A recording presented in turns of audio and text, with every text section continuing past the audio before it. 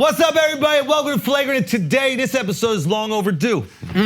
This guest is one of, I would say, the show's favorite people on the planet. We almost ruined his career by doing a fun little song in Miami. We feel absolutely horrible about it. We started culture with this man. We changed the name of Giant Titties to the Heavies with this man. We got Jelly Roll in the motherfucking building. Let's go, Jelly! Yeah. Jelly, tell us how we almost, I mean, you were on this like superstar trajectory that, yes, you have gotten to now, but it almost came to a screeching halt after one day with us. Tell us this how it happened. This is a true story. I almost got canceled before I popped because just being your fucking friend, really. This is fucking riding with the homies, just like whatever. You know what I'm saying?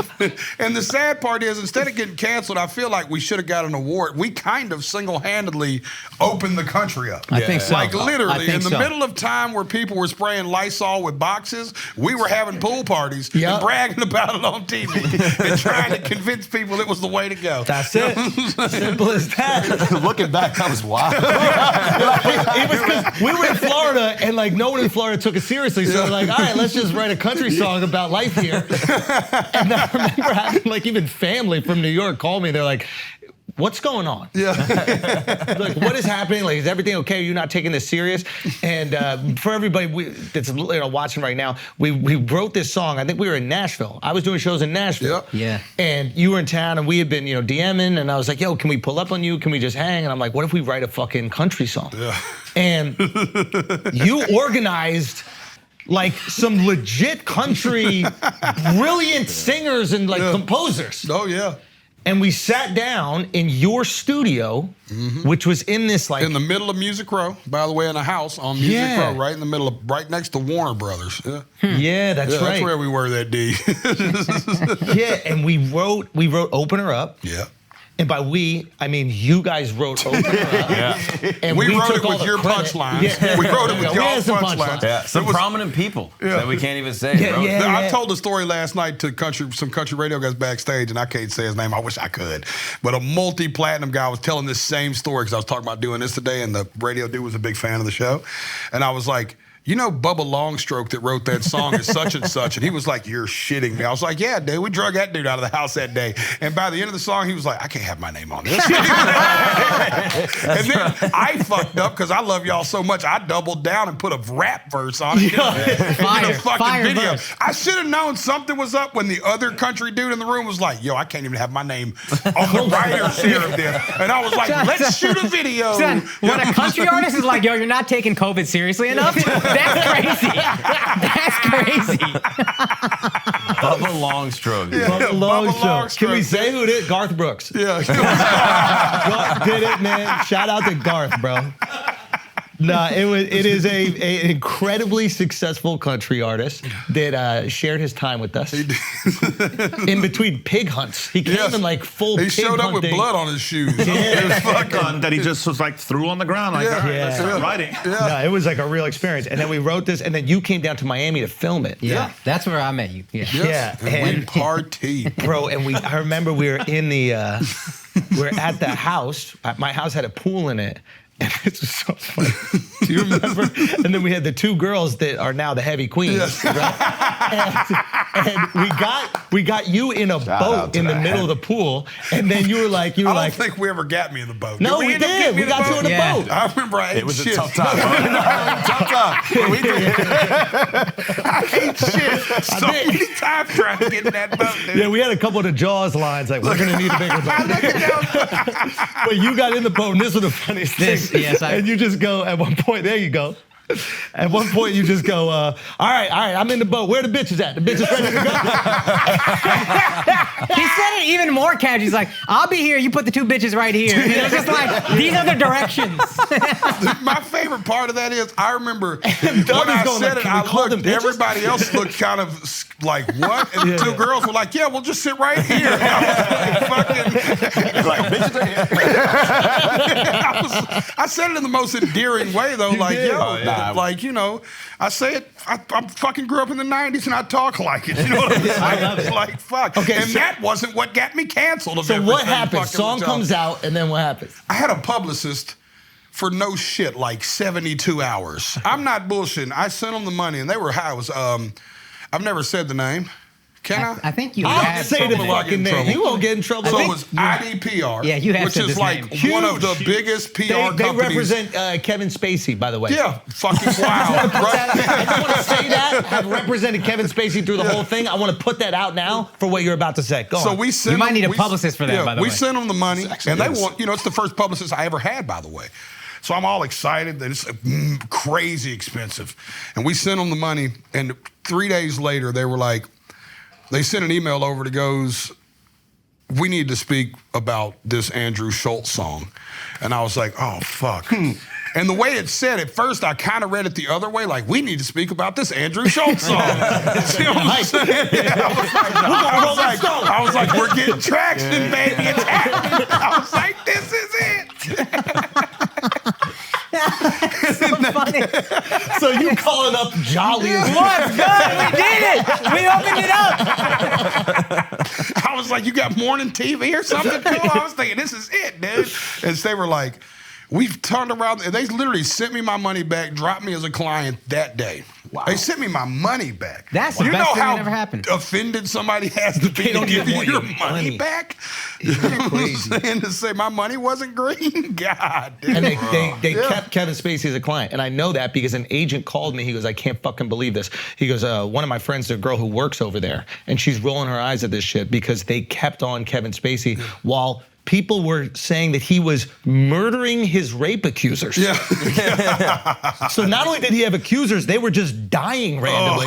And IDP was like, I think we can work this out. And COVID doesn't even hurt kids. You know what I mean? That's it. Yeah, kids are completely safe with COVID. Look, I think it would have been one thing if I would have like done it with Bubba Longstroke. That'd be crazy. But like I did it with a comic. Yeah. I did it with a comedian and wrote it with a bunch of comedians and had a bunch of fucking comedians in the video. It was clearly in satire. Yeah. You know what I'm saying? But It's also like, it was 100% insane. how we feel. As comedy should be. You know? It's the way I prefer my comedy. But it's like, and we ended up being right. It's the wildest part. That is the we kinda- stood the test of time through all that shit. You know what I mean? If my fat ass was down there, not worried about it, I feel like that should have been a beacon of hope for the whole country. Yeah. You know what I'm That's a saying? good ass point. Yeah. You're putting your life on the line. I'm like, yo, fucking let's go. You know what I'm saying? I'm COVID's dream. Right? You know what I mean? Like, I'm a honeypot. Yeah. You're a sandals I'm resort like, for COVID. God, this is him. He's on the way. You Yo, know I what can't I'm believe we made him come to Miami. The epicenter. Everything is open. Loved it. We went bar hopping. But We I had one remember of the you best said, this is nights when I ever. realized how divided the country is. You were talking about being in Nashville, and they were like, you were like, yo, if you wear a mask in Nashville, people are going to think you have COVID and be more scared of you than someone who's not wearing a mask. That's true. Whereas in New York, dude, people would get off elevators. It was crazy. Yeah, well, if you wore a mask in Nashville during that time, we just assumed you were really sick. You know what I mean? Yeah. And it wasn't even like I was telling somebody about it. It wasn't a political thing for me. It was like just what I seen. Yeah. When I went to Boston that year, and they were like, I got in trouble for walking down the sidewalk without a mask by a police officer. That's crazy. I was like, whoa, this is like a way different thing up here than it was down there. Yeah. You know what I mean? Like it never got presented to us like it was bad. Okay, so I remember when we last connected in Nashville. Well, I guess that's even before the video, but we connected in Nashville. You were kind of like breaking down the biz to me and how you'd managed to maintain your independence, and then you had these songs fucking explode, and then because of that, there was all this success, and you're like really breaking down like music industry stuff. From then, it feels like you've 10x'd or something like. It's crazy, right? Dude, I was telling them, and I had to quit talking to them about it because I wanted to make sure we were all here on the pod. I think that's the kinship we all feel with each other too. I think that's why y'all love me so much and I love y'all so much, is that it's been the most unique thing to watch two groups of people that do totally different things that have somehow met 3-4 years ago and went on the exact same parallel trajectory. Yeah. Like I'm looking last night as I'm coming off stage at an amphitheater to see that you just sold one out in fucking Australia. Yeah. You know what I'm saying? It's like immediately I'm like, how awesome is this? You know what I'm saying? To see this fucking like, and it happened to like good people that really worked and figured it out and kind of did it however the fuck they wanted to do. So before you pile the praises on me, which I want to hear for sure. I'm here for them. Don't worry. I just want to say that I think it's been a mutual thing to watch. That is the exciting thing. It's another thing. There's a Israel Stylebender Adesanya, the UFC fighter, and he's another guy that like he came on Flagrant early when we were in a tiny little recording studio with like a TV propped up at the back, and then we've seen him go on to become UFC champion, and kind of felt both of ourselves kind of rising at the same time. And I wonder if the kinship has developed not only mutual respect, but like mutual experience. Like that person is also experiencing these weird things that you're experiencing that you can't really communicate to everybody at the same time, It's and like, crazy. I wonder if that, like, as you've gotten to this level, of superstardom, have you dealt with, I don't even know how to phrase it. I was feeling it last night where it was just like, you ever see the venues perform and you just laugh? Yeah. You're like, what the fuck is going on? Like, how did you process that? How do you process the ridiculousness of thousands of people just watching you do?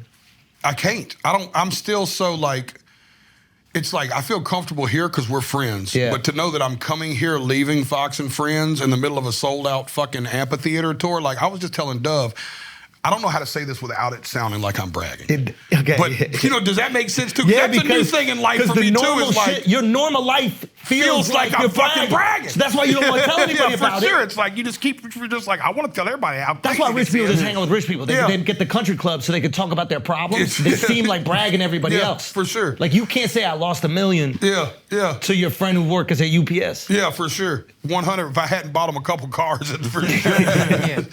I think about we're gonna play Pittsburgh. I will have played it right before this airs. And we'll do 23,000 people on a Tuesday in Pittsburgh. Holy shit, dude. 23 dude. On a Tuesday, dude, in fucking Pittsburgh.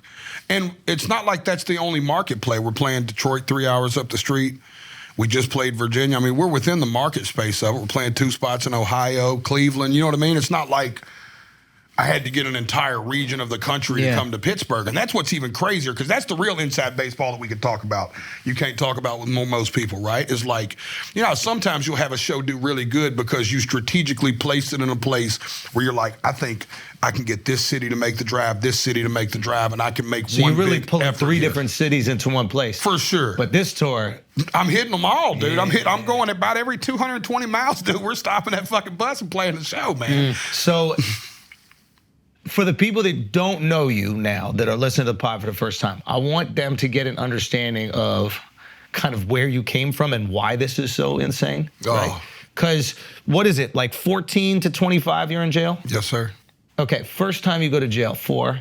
First time was like, I was probably like 13 and it was like weed or something. I think I stole something. Okay. And then at 14, I caught a robbery case. And that's where it went the big boy. For weed. Yeah, it was a drug deal gone bad. Wait, for the person you robbed? For them, for sure. Yeah. It ended up going. What a great way of describing robbing drug dealers. Drug deal gone great, actually. So you planned to rob them? Yeah, it went good for me until I got arrested. We all got screwed in the end, Hold on, how do you get arrested for robbing a drug dealer? Because they can't go to the cops. Well, they went to the cops for what they could. It's like if like Alex sticks me up right now and he takes my watch and my weed and my cocaine. And then I'm just like, he took my watch. You know what I'm saying? You know what I mean? Yeah. And that's what happened. That watch is nice, though. Yeah, for sure. I think I'm proud of it. Tour announcement, Australia. Thank you. Thank you, you crazy motherfuckers. That was insane. We got to add some shows. Perth, we're adding another show. That's going to be Monday the 13th, okay? Sydney, we are adding another show. This is going to be Friday the 17th. Both of those are on sale right now. You can go get tickets to those. Thank you guys so much for blowing out this pre-sale. This is unbelievable. We're also going to be in Adelaide, Melbourne, and Brisbane. If there are any tickets left to those shows, go now, get them. Again, thank you so much. This has been unbelievable. Also, Canada, We're coming to Niagara Falls on the 22nd, and then we're coming to Windsor, Ontario on the 23rd. If you couldn't get tickets to the Toronto shows at Scotiabank Arena, I would recommend getting tickets to both of those places. And no, we are not leaving you out. Alberta, Mark and I are going to be coming to do the Great Outdoors Fest. Okay, that's going to be August 27th in Calgary. Okay, pull up on us there. And also Dublin, the 3 Arena. Absolutely magnificent venue. Very excited to start out the European tour with you, freckled fucking gremlins. No, I'm just joking. I love you all. I love you all, Irish people. Let's go Ireland. I'm a quarter Irish. Don't do that, huh? No, I have an Irish friend. Don't make it. Come on. I have an Irish friend. No, you said what you said. Bro. What I did? Yeah, dude. But I'm Irish. No, you're I'm not, a little Irish, so I can say what they look Irish. like. You're not Irish. No? No. Are you sure? Yes. All right, damn. You fucking spotted banana looking It's motherfuckers. okay. Can we just... Okay, I'm blocking. No. Listen, I love the Irish. Look at all the art that came out of Ireland. What? Okay. Look at the poetry, the writing. Brave.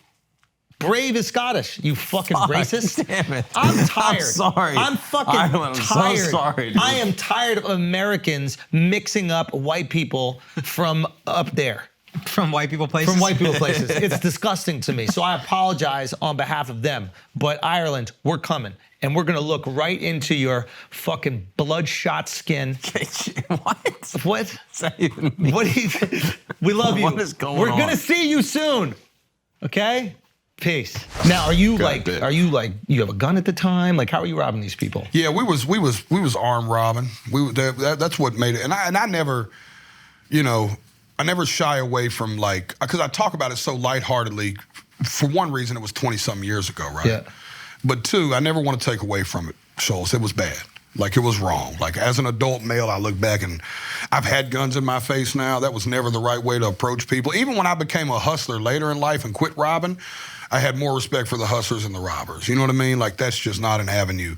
There's no glory in that. But yeah, it was an armed robbery case. And the part of the story that we don't tell publicly, but I'll tell on y'all shit, is that I caught another armed robbery case when I was 15. So I went and did like 16, 18 months and came home and got another robbery case. Oh, shit. So, same thing, drug deal, gun for back. sure, same exact thing. Did you ever get in touch with the guy that you robbed? Dude, I thought about reaching out to this guy recently, just because, my spirit has changed so much. And I was like, I'm afraid this dude would shake me down. Right? Like, I hate to say it, but I thought to myself, I go, I'm surprised this dude hadn't sued me anyways. Like, I'm just waiting on his lawsuit to come in today. Because I'm sure if he still hates me and doesn't want to accept my apology, he's like, this fat fuck is profiting from my pain. You know what I mean? It's like, don't give him no ideas right now. It's like, that's my nightmare. I mean, the guy was a like, drug dealer, so if you want to talk about profiting off of pain. Yeah, for sure. You don't have a lot of room. Experience. We was all, my dad used to say it this way, like, never be a snake unless you're in a snake pit. You know what I mean? Was kind of, and that's how I felt about the streets. Like Omar shit. Yeah. And what led you to the streets? What's happening at home? So, just middle, lower class. When I drove by I try to buy my old childhood house like every rapper on earth. You know what I'm saying? Right? It's like. You think a chain is a bad investment? That is what every Buying person your said. trauma cabin. The best part is they turned down my offer, and I offered insane money for what this fucking shack was worth. And they turned down my money, and my manager was finally like, what was you going to do? I was like, I don't know. Go in there and cry, I guess? Have a therapy session? Just Airbnb, do it. Go there, for a weekend. go there and fucking play basketball by myself or something. Fuck, I don't know. I didn't think it through. But I went to the house, and it's so funny because I guess we grew up poor, but I didn't feel like it because I never wanted. My father was a hustler. He booked bets on the side, so if I wanted shoes, it wasn't that thing. But then I go back to the house that I grew up in that I felt like was a pretty big middle-class house. I was like, oh, no. This is like my garage. Oh, wow. You know what I'm saying? It was insane. I was like, this motherfucker is small. You know what I'm saying? Like, and my mother was a woman who dealt with mental health and drug addiction. What was the drug? She started with pills. Just big pharma, they'll give them to you so easy. And she just, she would, but she was like very reclusive. She never left her room, like ever. But when she would, I would watch the temperature of the house change. In what way? Like, it would come alive. Dude, when my mama came down them steps and sat at that table, she'd turn a record on and light a cigarette, And I'm not shitting you, dude. I would watch neighbors flood into the house. And she would hold fucking court. She would light cigarettes up and she'd tell these old fucking wild stories and play these records and like just fucking, she would create such a cool atmosphere. So but people are this was drawn something to that would happen, I'm not shitting you, twice a year. You know what I mean? Like, I can't remember a time I seen my mother outside of her room. I didn't see my mother outside of a nightgown until I went to court as like when I was getting tried as an adult when I was 17.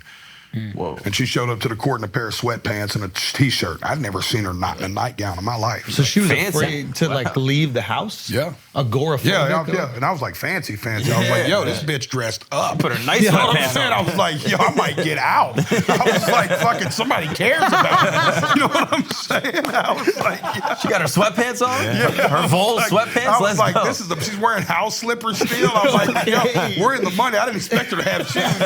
This was a step. You remember the Might Be a Redneck books? Yes. You remember the lady in the moo-moo with the cigarette? Foxworthy, Yeah. I've spent years of my life thinking about calling Jeff Foxworthy and just going, where the fuck did you dream this bitch up? Because I grew up with her. You know what I'm saying? I know exactly what that woman looks like. It's my mom. You know what I mean? Like, but I think that's where my love of music came from. Because what happened? It lit her up a bit? Dude, man, she was like, and like, she'd light up and dance or she'd cry. She'd play Bette Midler the Rose. And dude, I'd watch the whole house cry. And we're all like, in hindsight, it's like kind of funny, but it's like, you know, we're all grouped around, like huddling around the radio like it's fucking 1962 or something, you know what I mean? Yeah. And we're all crying together, listening to the Rose for the, 100th time we heard it. Dude, it's weird when you're young and you have this like protective instinct over your parents, because, the roles are completely reversed, but I remember as a kid, my dad would deal with like depression a lot, and he was kind of like open with it. He'd be like, hey, I'm just feeling a little depressed or whatever. And I thought the way to fix him was making him laugh. Wow. So when I saw him like watch or listen to Eddie Murphy's Delirious for the first time, and I saw him laughing uncontrollably, I was like, oh, that's it, that's the fix. And I guarantee my appreciation of comedy, love of comedy probably comes from that feeling of, wow, maybe I could control this thing that like my hero is dealing with. Like I used to bring him to the Comedy Cellar when I was like a teenager. When he would tell me he was depressed, I'd be like, well, let's go to a comedy show, Dad. That'll make you feel better, Wow. And I wonder if that's like, you saw the way that music affected your mom. It's making me tear up hearing you tell that story. Yeah. God, it's wild. I think it's like probably the most similar story I've ever heard to mine. Yeah. Because I would come down with like raps. Because I didn't know I could sing, right? Because like our family, when we sang as a group, had a real big white trash family. We're like, where as white trash as you expect us to be? You would never be let down if you met my family. You'd instantly be like, that's what I thought it was gonna be, But I would come down with these raps, because we'd all sing as a family and we all sounded like a bunch of drunk alley cats. So I just assumed I fucking sucked like the rest of the family. Yeah. But I could understand hip hop, and it was the language of the neighborhood too. You know what I'm saying? It was our culture. So I would come down with like raps or poems or something, you know what I mean? Because I would translate that the music was like, and that's crazy. And I'm not even crying about my shit. I cry about my shit all the time. It's just crazy how similar that is for you, that like, that you can even pinpoint. It was the Rose for me. And I think that's why I write sad songs. It was the what for you? It was the Rose. It was Bette Midler's The Rose. The like song, Delirious for you, right? Yep. It was the Rose for me. Because you so saw it's like, how it lit him up. Is that why you have the Rose? That's why I got the Rose on my head too. Oh. Yep. That's why in the song Same Asshole I said a couple of crosses and a black rose. Yep. So it's crazy, but that was the song. So it's like for you it was Delirious. For me it was like to this day I tell people I've spent my whole life trying to write The Rose and Fire and Rain. What's the closest you've gotten? Save Me. Yeah. So I hadn't heard your music when we met. I played that. No, actually, he played the opener before we met. And then on the way home, I played Save Me. There's not many songs I remember like a flashbulb memory. You know what I mean? Like people remember exactly where they were in 9/11. I remember exactly what I was doing when I heard Save Me. Oh, wow. That shit, I listened to it again on the way here. I listened to your new album, Amazing. And then I was going through old shit, and I got emotional listening to Save Me. Yeah. What made you write that song? Where did it come from? Dude, you know what's funny, man, is that I think, as fucked up as it sounds, probably just like a lifetime of pain. You know what I mean? And being, not even just mine, like I'm empathic by nature, so like what I felt from where I grew up, like it wasn't until I was in my 20s that I realized that drug addiction was like not normal. Wow. You know what I mean? Does that make sense? Like, you know, like I literally was in my 20s before I was like, hold on, people know people that aren't on drugs? Wow. Like that's a concept in life that like, that blew my fucking mind that there was an entire, you know what I mean? I never seen nobody not do drugs. Yeah. I mean, I knew from a young, I mean, even Do you remember the moment? Yeah, well, sort of. I was in a program in jail. And this lady was explaining, like, they kept hammering that kind of into us in the program of like, hey, there's a whole nother life out here that y'all aren't even familiar with. And I'm like, and I still didn't believe the concept. I'm like, lady, rich people do cocaine. That's how we thought, because I sold rich people cocaine. That's funny. You know what I mean? Because I sold a bunch of rich people cocaine. So I was like, I know rich people do drugs. I sell it to them all the time. Yeah. I got to the point where later in my drug career, I targeted them. I went to, you know what I'm saying? I An found easier out the plan. bar Way safer. Yeah. way safer. Way less guys like you waiting to rob you. They never had a scale to check and see if you were trying to get over. They were happy with whatever you gave them. Yeah. You know what I'm saying? It was fucking awesome. You know, and she was, and I just, but it was like that concept in that program started to stick to me. And I was like, damn, then you start meeting people and you like go to therapy. You start getting real things in your life. You're like, oh yeah, no, this was kind of different. You know what I mean? Like, as though extremely normal for us, it was like extremely, extremely. I don't know if that makes any sense, but 100%. I just didn't even. When you were younger, did you have animosity towards rich people? Did they frustrate you? Were you angry about them? No, because I was like one of them guys that had a richer side of the family, and I never, and some of my family members were a little more. But I never felt that way about him. Plus, I never really realized how much, like, my dad booked bets. He was a hustler. Mm-hmm. So, like, he never didn't have a pocket full of money. Like, you know what I mean? Like, we lived a poor life, but ultimately, there wasn't one person in that house. If they wanted a pair of Jordans, dude would figure it out. So even your rich side of the family was doing drugs, doing whatever. Yeah, I had a cousin over there that was a drug addict too. Wow. You know what I mean? So even like my best case, but the difference now that I look back at it is that side of the family had one drug addict. We had 12. You know what I mean? You feel me? And that was the thing. But it's like I just never even, you know, I just didn't process it. But equally, we're doing this amphitheater tour right now. I didn't realize you could see a concert indoors until I was 20. We had an amphitheater right by my house, dude, and we fucking get lawn tickets for like $12, $7. I seen Lollapalooza '97 for like $8. You know what I mean? For real. Tool, Snoop Dogg, fucking Korn, Damian Marley, Prodigy. You remember that? Breathe the pressure. Yeah. I'll never forget that, dude. I'm like 14 on the lawn. It cost us like $8. And in my 20s, my dad was like, we should go see Elton John. He's playing the arena. And I was like, they do concerts at the arena? You know what I'm saying? I was like, whoa, this is crazy. Yeah. You know, I just thought you only did concerts fucking outdoors during 3 months a year, you know? Fuck. Interesting. Yeah, because we go to all the concerts and shit. Y'all ever go to like amphitheater shows? I've seen. Sit up on the lawn and party and fucking slide down the hill when the rain was there. It's called Starwood Amphitheater. Yeah. My dream, listen, y'all, this is my camera, Dove.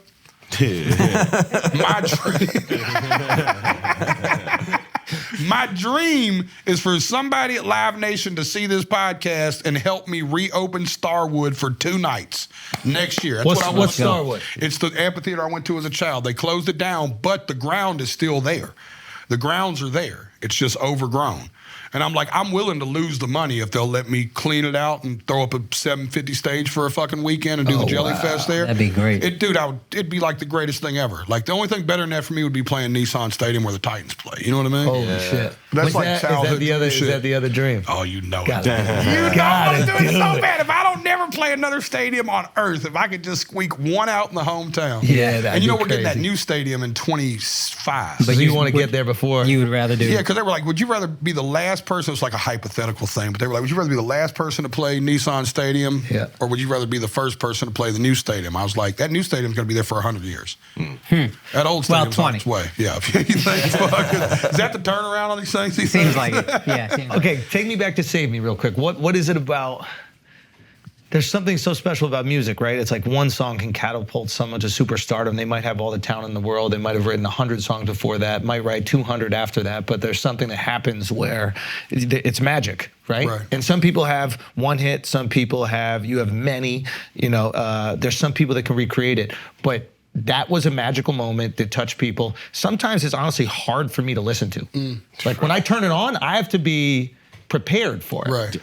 I can't do it before going to the club. Yeah. Because I won't. Yeah, I'll just yeah, sit back yeah. at home and I'll watch fucking Chef's Table. Yeah, for sure. That song brings me to tears every time. Bro, exactly. So what is it? Every time I hear it. And It's great. what is it? And did you ever find yourself trying to recreate it? Yeah.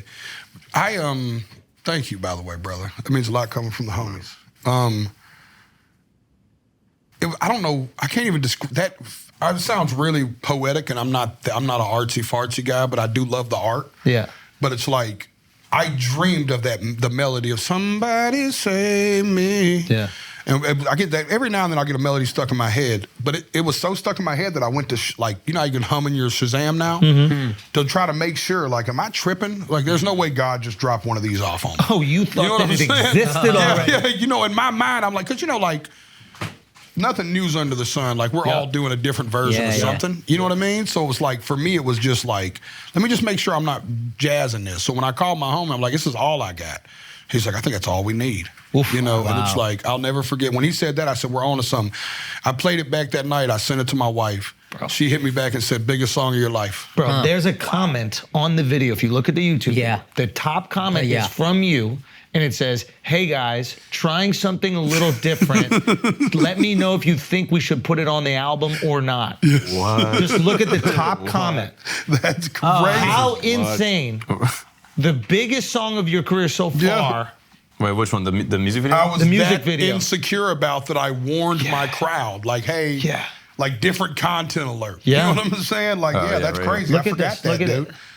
Right there. That is hey, such I know a this piece is a of little different for me, but I'm wondering if this should make the album or not. Y'all let me know below. 160 million views later. Put it on the fucking album, Jelly. It's going on the second album it's been on. It just, it's crazy. Yeah, comment. No. Wasn't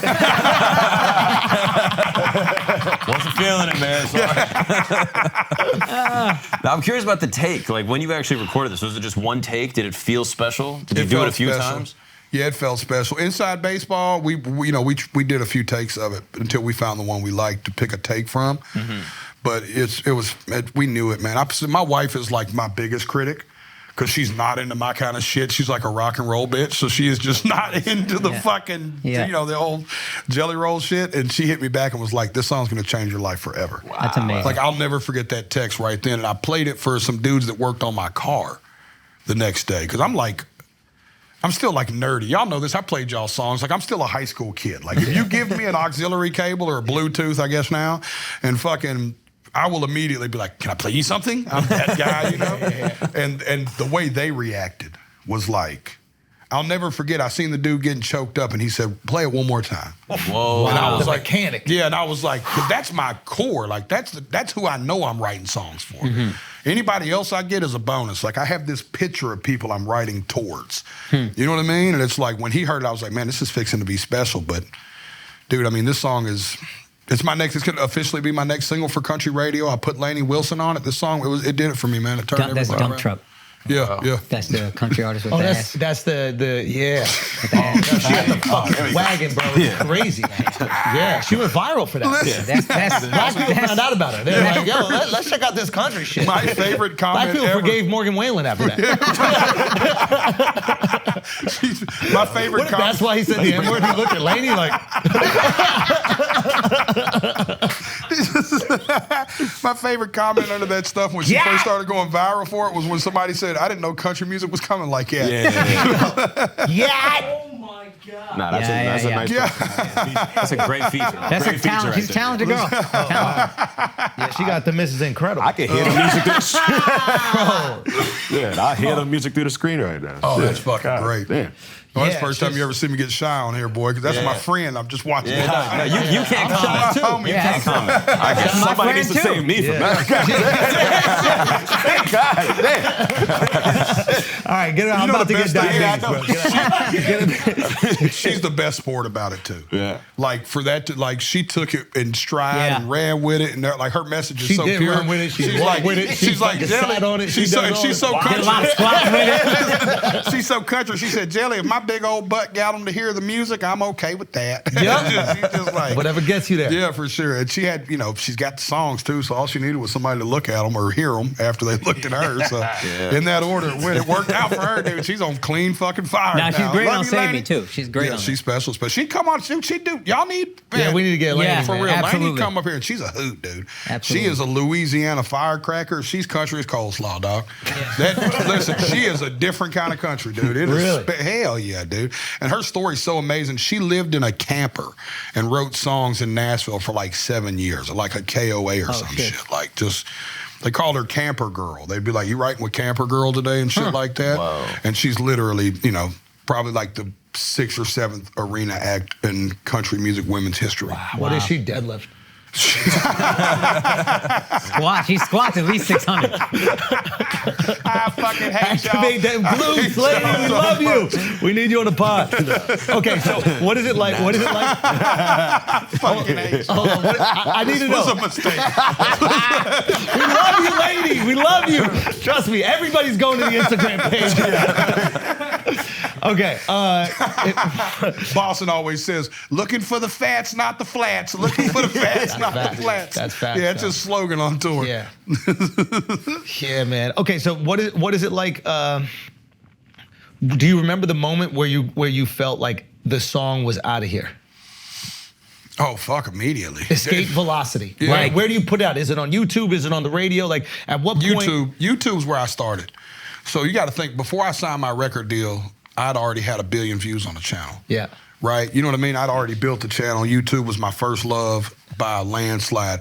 YouTube was, hot take, the first place for an artist to have music streamed, maybe besides Pandora, anywhere. Yeah. Like a place where you could independently go hit the upload button with just a fucking picture or something, and I could get my music to people outside of like MySpace. Yep. You know what I mean? So we started on YouTube early, and YouTube took it and just, man, it went.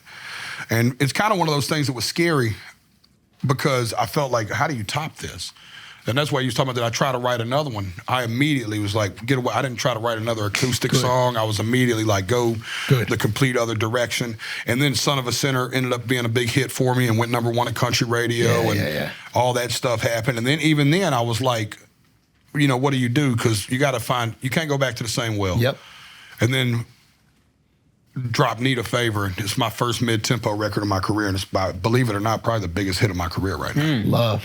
Every night, it's the moment in the set where the crowd comes. Really? Yeah, it's fucking it. It's Really? it, dude. It's the climax of the set. It's insane. There's a I think there's a thing that I think you find out if you're more of an artist or more of a attention whore when you get success and you either chase the thing that got you the success or you chase the art. Yes. And it's really difficult. I think a lot of times people end up doing this impression of themselves, and it's across all art forms. It can be in comedy, it can be music, whatever. They're like, oh, this thing works. I'm gonna keep replicating it.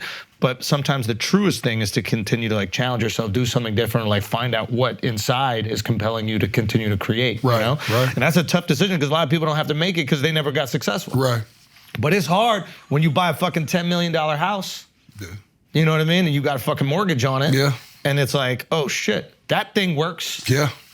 We know what works. It's so easy to try to go back to Yeah, that's why I think it's great that you never do it, man. I still, to this day, something I learned even from working with y'all years back was y'all always adopted the philosophy I did because we worked together on that song, so we got to see how each other do business, which was really cool for me. And it's always chase the look, chase cool, chase culture, fuck money. Fuck it. Money will follow that eventually. We probably still owe you money. Yeah, no. Y'all did. Those 2 hours are not free. No. Y'all did incredible business. Y'all were fun to work with. But it's like, it was, even then, it was like little decisions were made on that video set that was like, do we spend the extra bread and make it look cool or not? And everybody was like, make it look cool. Yeah. You don't worry about ROI. You just worry about fucking like this. Like, I remember how big of a stretch it was when y'all built this place. Yeah. I'll never forget you sitting on the couch telling everybody you went broke and your wife hated you. Yeah. You know what I'm saying? You were like fucking, you know what I mean? It's like, you know. But chase the art, man. Chase the Push art, the dude. art. Y'all What can you do? deserve something that looked fucking cool. You know, it's like, even with the show we're doing now, man. I mean, we still got a couple tickets available. JellyRoll615.com for any Jelly Roll needs you have. Yo, get out to the show. Get out to the show. But the whole tour itself's like 90-something% sold. Wow. And it's like, so I'm not even saying this to try to sell tickets, but I appreciate if you bought some. But I brought the production shows. I did it fucking right. You have to. You know what I mean? Like, I did it the way you're supposed to do it. Yeah. Like, you know, I did it like when y'all first went and played them big rooms and you were like, fucking blow it out, dog. Yeah. Like, I went and had a moment where I was like, man, how much shit can we fit on that stage? Yeah. You know what I mean? Like, I want to bring an arena show to these amphitheaters. Yeah. You know what I mean? Like, that's the vibe I want to get off. You know? That's awesome. You were telling us before the pod, like you're performing like 4 to 5 times a week on this tour. Like, I'm doing crazy. Yep, 4 to 5 times a week. Technically 4.5. I think it's 54 cities in like 11 weeks. Wow. Now, I know you work really hard on maintaining your voice. With that many shows, what do you have to do in between to rest, recover, all that? Like, Thursday's a day off for me. Today was a day off, but I'll sleep the rest of the day, and then Thursday I won't talk at all. I won't say anything Thursday. I'll just sleep, warm water, rest the vocals. I know your wife loves Thursdays. Yeah, it's fucking the day, son. She just unloads. Listen, I know. Bring up arguments. While I got you, motherfucker. Oh, shit. Nah, Bunnie's cool, man. She don't give a fuck about nothing, dude. I got the coolest girl on earth. Yo, you give her so much love, man. Yeah, It's it's great seeing wonderful. all these, like, there's so many, like, podcasts that you've been doing recently that have been going, these little moments going viral. Obviously, the Rogan experience was great for you. Oh, man. But, you know, getting back into that relationship, I don't know, it's something I can also relate to. It's like getting somebody that is your partner and someone that you want to build something with. I don't think it's a coincidence that my career is taken off. I mean, obviously there's a lot of other parts and these people deserve credit too, all you guys, but like having that person that's sturdy for you allows you to really focus. You know? For sure. And also just quitting chasing tail. Like, just when you focus on one chick, like, my phone freed up so much space. Yeah. You know what I mean? Of like all these little unnecessary, just trying to drag along shit. You know what I mean? It's like, and man, to have somebody that just really stands behind you. Like, like, Bunnie is all about, she gets it. Like, I sat down with her 18 months ago and I'm like, look, there's a chance that if we do this right, 3 years from now, we can look back and we can pave our own future forever. But you just got to be patient with me and know that I'm finna be in the wind. And like, no hesitation. She was like, I could have told her I was going to fucking Iraq. And she'd have been like, fucking see you when you get back. I trust it. Like, she's just like that kind of support. That unwavering moment where you're like, look, you don't get to do this. You only get to do this the first time, one time. Yeah. That's it. If we come back around, God willing, I hope I come back around, but I'll be old news. We'll talk about current events next time I'm on this podcast, not the Jelly Roll story, right? Did you know did you drop like a pickup line on her when you first met her? No, Do you remember dude, the first thing you said? No, I was an asshole, man. I looked at her and immediately assessed that it was fucking a problem, and I just couldn't. You know what I'm saying? What I happened? was just What like, happened? she had a dude at the time, and he was like super aggressive and. Just like it was a lot. Yeah, he There was was. just a lot of energy coming from that whole scenario. Less from her. This is you met her. We met at a bar, dude, like fucking 1972. It was awesome. Old school, just at a bar. I'm doing a soft ticket show on Fremont Street. Nobody's there to see me. I'm on stage with people. People got their back turned to me having conversations. It's one of those shows. Fremont right? is downtown. Old Vegas. Yeah, downtown Vegas. Old Vegas. Yeah, Old Vegas. And I just immediately was attracted to her. And Was she coming to see you, or was she just going to the bar? They were just at the bar. Yeah. Yeah, it was a total, it was just like, I From guess. Vegas. Maybe her dude at the time knew a dude that worked for me or something, but it wasn't like a we're coming to see Jelly Roll thing. It was like, yo, the homies in town at a bar. Yeah. Kind of thing, you know? And that dude ended up going to jail. And when he did, she kind of reached out. Yeah. And I thought she was just being cool, like, just in general. And I was like, there's no way she's, you know. And then one night she shot her shot. And what'd she say? Yo, she came into the room we were all in and just sat on my lap. And like, we've been friends for like a year. Dude, and I was like, yo, and you know, Bunnie's got that goddamn thing on her, son. Bubba, Bunnie's got that thing on her. Mm-hmm. So Bunnie sits down and I'm like, oh no, this ain't straight. You know what I'm saying? I'm instantly like, did you get bricked? Well, she wouldn't have felt it anyways. You know what I'm saying? Fucking, I'm so fat, I could be fully erect and standing up and nobody knows. You know what I'm saying? Put it in the belly button. But she sit down and I was just like, okay, man, there's no way this is happening. Okay. I was like, this might be something. And then we ended up at the little bar that night and had a couple of drinks and she kissed me. And we went back to the house and man, she tried to fuck me and I was like, hold on. I need to know what you're trying to do with your life before I let you put that pussy on me and fuck my life up. What are you? You're the prize, Joe. Hold on, wait. Trying to do? Were you like homeless at the time? Why are you judging, bro? Yeah. You homeless telling her? Yes, and she picks on me about it to this day. She said I asked her for her 5-year plan. I may have. I was just like, I was intimidated too. Dude, this girl like... The balls on you. This man living in a van. The balls on you. Living in a 96. What do you want to do with your life? living in a van. How dare you? You got her resume? Yo, Where'd you graduate? were you at her house? Yeah, well, I was sleeping on the couch, and then I graduated to the bedroom. In her house? Yeah, in her house. And So the first time she had a brings condo. you... Now, I'm extremely homeless, by the way. Yeah, if I that's couldn't what I'm sleep saying. on her couch, I'd have slept in my van outside of her house. You know what I'm saying? Or And she had wherever I money could have at parked this it. time, right? She had real money too. Yeah. I was intimidated too. I think maybe there was a side of me. It's embarrassing to admit that she's gonna see this and pick on me forever. Maybe a side of me just stalled because she just walked in and I was like, "This is wild." You know what I mean? I mean, like, She was in lingerie or something? No, she was completely naked. But just a she woman came that out of the beautiful shower. being into you. Just that beautiful. Yeah. I've done okay for God a big damn. time. damn. I have done. That's how I felt with my wife. That's why I'm saying Don't put your shit on him, bro. He's a rock star. He be getting pussy, bro. So what? He sleeps on wheels. Tell me I'm wrong. Why he just did that? Tell me I'm wrong. Tell me I'm wrong. You wrong, You're motherfucker. right. God damn. Thank you. I'm right-ish. I will I'm not let right-ish. you take away from. I will not be projected as the He average was fat knocking him person. down, bro. That was for sure. You know what I'm My saying? wife Don't will let- tell you this. Come on, My now. wife will I tell you believe this. that. I was not hurting in the. I've done relatively well for myself for what I have to offer. In the pussy you know what I'm saying? department. For sure. I've done believe that. extremely well in every department, kind of. I mean, fuck, I've done a lot with a lot, maybe. In this weird way. You know what I'm saying? Yeah. I've done a lot with a lot holding me back. There you go. But Yeah. it was something about her too that was like, man, I knew immediately, as corny as this sounds, that I didn't want to play that game. Hold on. So she comes in butt naked. Yeah, and kind of crawls up on me and Whoa. and I'm like, oh, hold on now. Regroup, time out. You know what I'm saying? I'm like, let's chat about this. I didn't see this escalating so quickly. You know what I'm saying? Okay. We kind of went 0 to 100. Okay. I'm definitely a grower, not a shower. I need a second here to figure out what's happening. I've been doing cocaine. You know what I'm saying? I'm fucking been drinking. It's like fucking, give me a second here to figure this out. Okay. What are we doing right And then now? she's probably never been rejected by a man ever in her life. Yeah, for sure. So what is going through her head in this moment? What the fuck is wrong with you? And she says that just like that. And I'm She like, goes, what the fuck is wrong with I'm you? just like, yo, like, are we just like fucking or what are we doing? She was like, I really like you. I was like, then cool. What are we doing? Like, what are you doing? You know what I mean? Like, what's our plan here? Because, don't, I could tell this was entrapment. You know what I'm saying? I was like, this is something different happening. You thought she was right a here.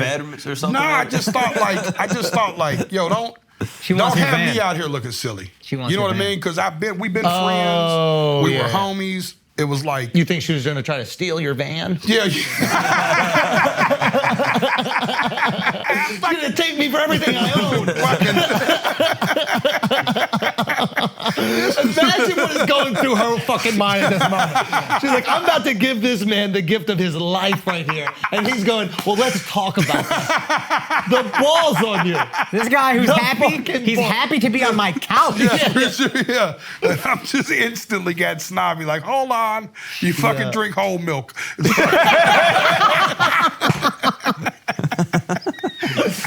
Okay, so you don't have sex that night.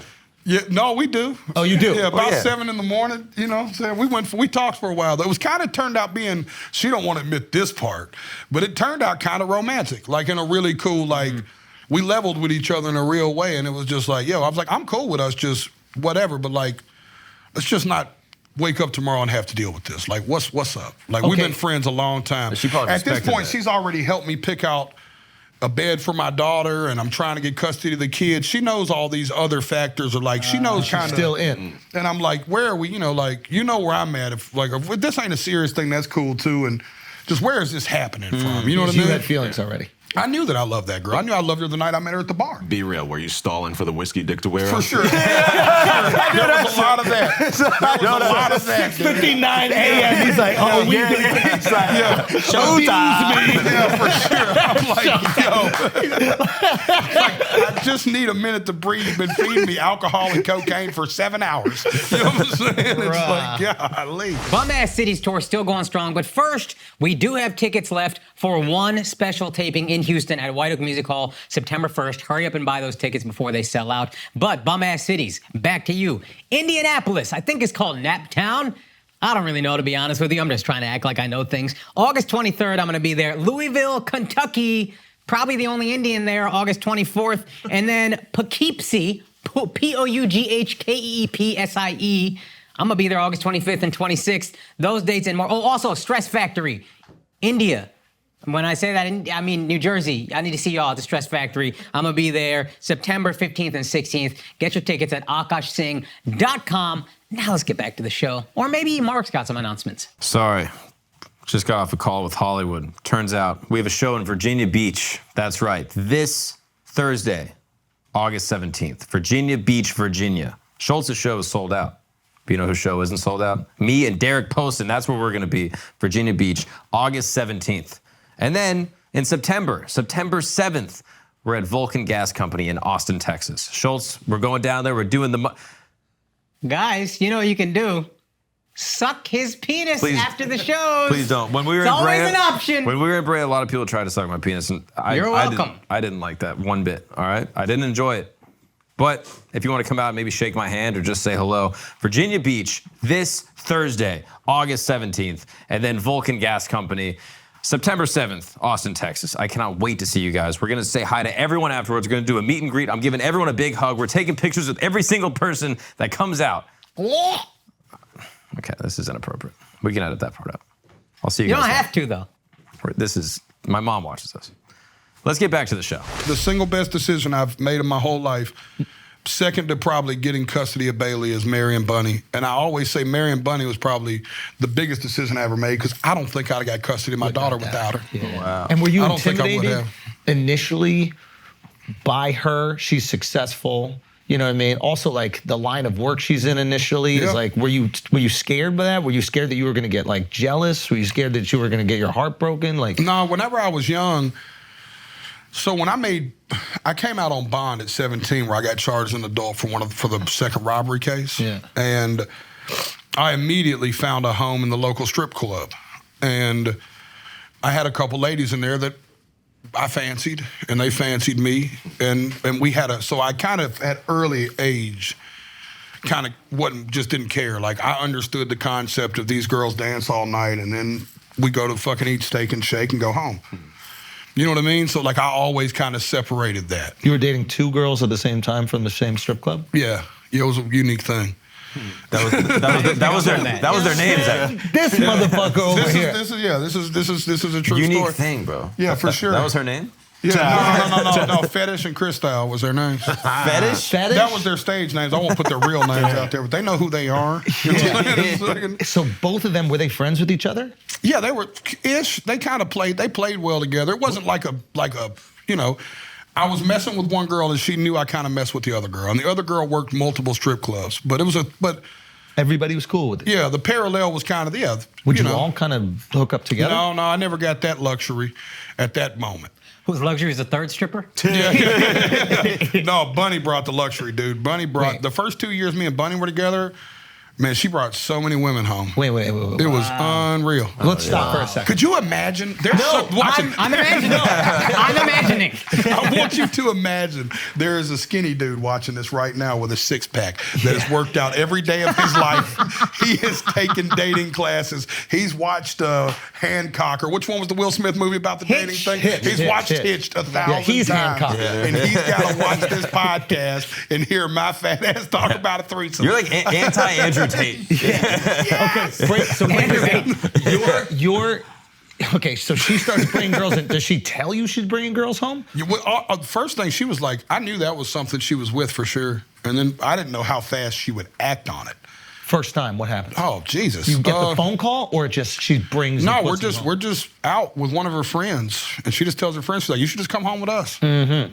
It was crazy. It was wild. And I was like, at that moment, I was like, this could be my new normal. And we did that for years. Did you get up immediately, or did you have to start till fucking 7 in the morning? No, I didn't care about the other girl's 5-year plan. You know what I'm saying? Me and mine already had our What's your 5-minute plan? Our 5-year plan involved this being a very short-term thing.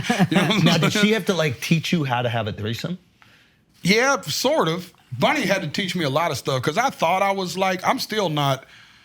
I'm still green as a pool table twice as square when it comes to sex in comparison to her. Right. You know what I mean? Because the business she comes from, and that's something else that still intimidates me about Bunnie, dude. Is like Bunnie is like, you know, like you ever heard of a such and such? And I'll be like, never. And she's like, it's a diddle-da, diddle-da. And I'm like, it's the nastiest thing I've ever heard in my life. Yeah. You know what I'm saying? And I'm like, nothing. I can't believe that arouses men. You know what I'm saying? Yeah. Like, she comes from that place, you know? Her story is the best story on earth. She says the day that she realized that it was different was this: she was working at a strip club, and I hope I tell the story right, Mama Bear. She said that the dude came and said, I'll give you $1,000 to kick me in the nuts right now. Wow. And she was like, absolutely not. So she goes and tells her homegirl, it's fucking pervert back here offering me $1,000 to kick him in the nuts. Her homegirl goes, follow me. Walks over there and goes, is this him? He says, yeah. She walks up, she goes, give me the money. The dude hands the money, the girl just kicks him right in the nuts, Jesus. Right? And then she looks at Bunnie and goes, you better take that money next time, girl.